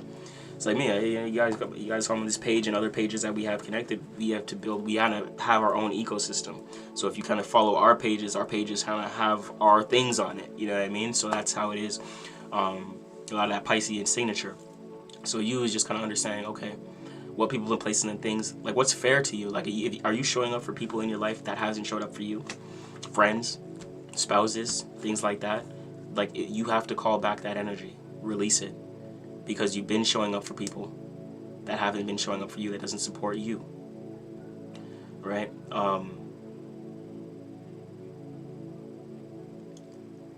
There's certain forms of, there could be even a job that's being illuminated right now, because Virgo is the 6th house, that's directly affecting your relationship. Directly affecting your relationships, okay, and also your partnerships. So if there's if work seems out of alignment in some way, shape, or form, how does that affect your relationships and your partnerships moving forward?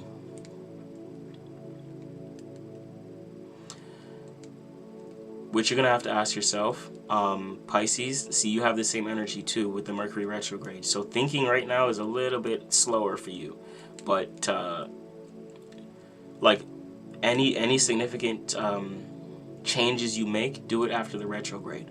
But utilize the moon to get critical right now, because as this goes forward, whatever you utilize to get critical and get clear with, when this goes retrograde, you'll have a decision and know what decision to make to move forward with this relation, this partnership, this contractual agreement.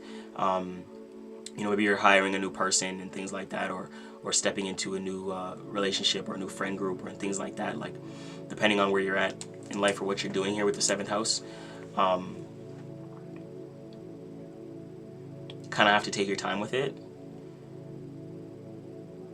But you definitely feel a sense of release towards certain partnerships. Could be the end of certain contractual agreements as well. Okay, which is solid. It is powerful. Pisces is a very, very strong energy, very strong. So, because remember that we have Mars here, Venus here, a lot of energy in Pisces. We have a bunch of it in your sign, guys. So, for my Pisces risings, there's a lot on you right now. A lot of people are looking at you right now. So because the sun is here, so a lot of people are looking at Pisces as the example. Mercury is here, retrograde. Maybe certain things in the past that you might want to utilize to help structure out your dreams right now. That's an important thing to consider. Venus is here, which is exalted in Pisces, so it's a good time to actually step into a new thing financially, business-wise, as well as relationships. Okay, you could definitely stumble on into a relationship right here, but since we're in the retrograde, I would suggest to wait till the retrograde is over after April 9th, I believe. If you have a prospect or a spousal in mind, keep it in mind, but see how it moves forward. You should see the dynamic change after the retrograde, after April 9th, and then you can make the decision whether you want to lock it in or not. Besides that, Pisces, I think that is about it I want to say for you. I think that's about it.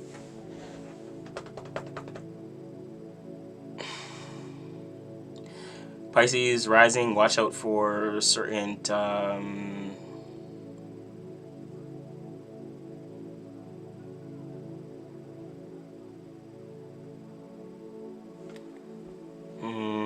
I don't see you crashing out here.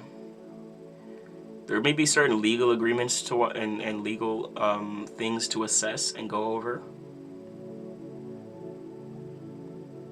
Paperwork, things like that.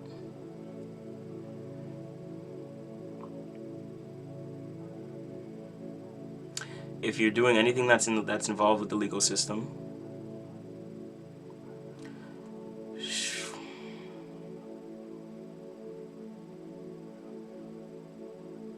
organize what you need and the formulations you need to move forward.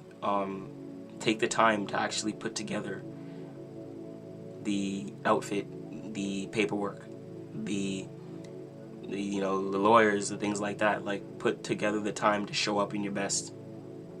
If you utilize this energy right now, you're dealing with certain things that's with the court system, things like that. So that'll help you play out in your favor. Okay. It's the best thing I can say to you.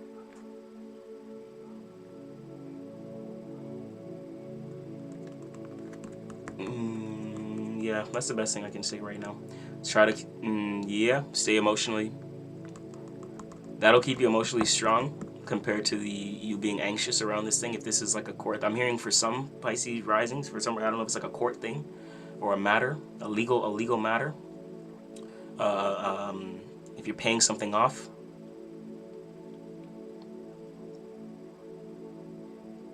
going to court for something. But yeah, show up at your best. Just show up at your best. That's what I can say.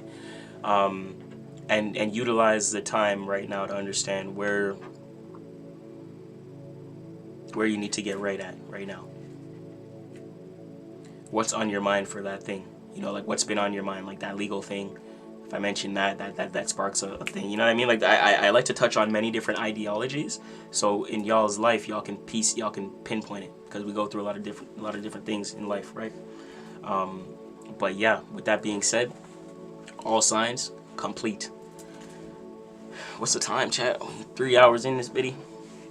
3 hours in, 2 hours in. 2.5 hours. Rumble, YouTube family, we done. So I'm getting off of YouTube. If you are on YouTube, make sure you go catch us out on Rumble and on Instagram, Leo.dailymemes, MC333 for the personal gram. Yeah, we gonna take off the screen share right now and close the YouTube stream. So shout out to my YouTube fams. Yeah, 3 hours in, W's. I'm gonna drop timestamps and things like that shortly.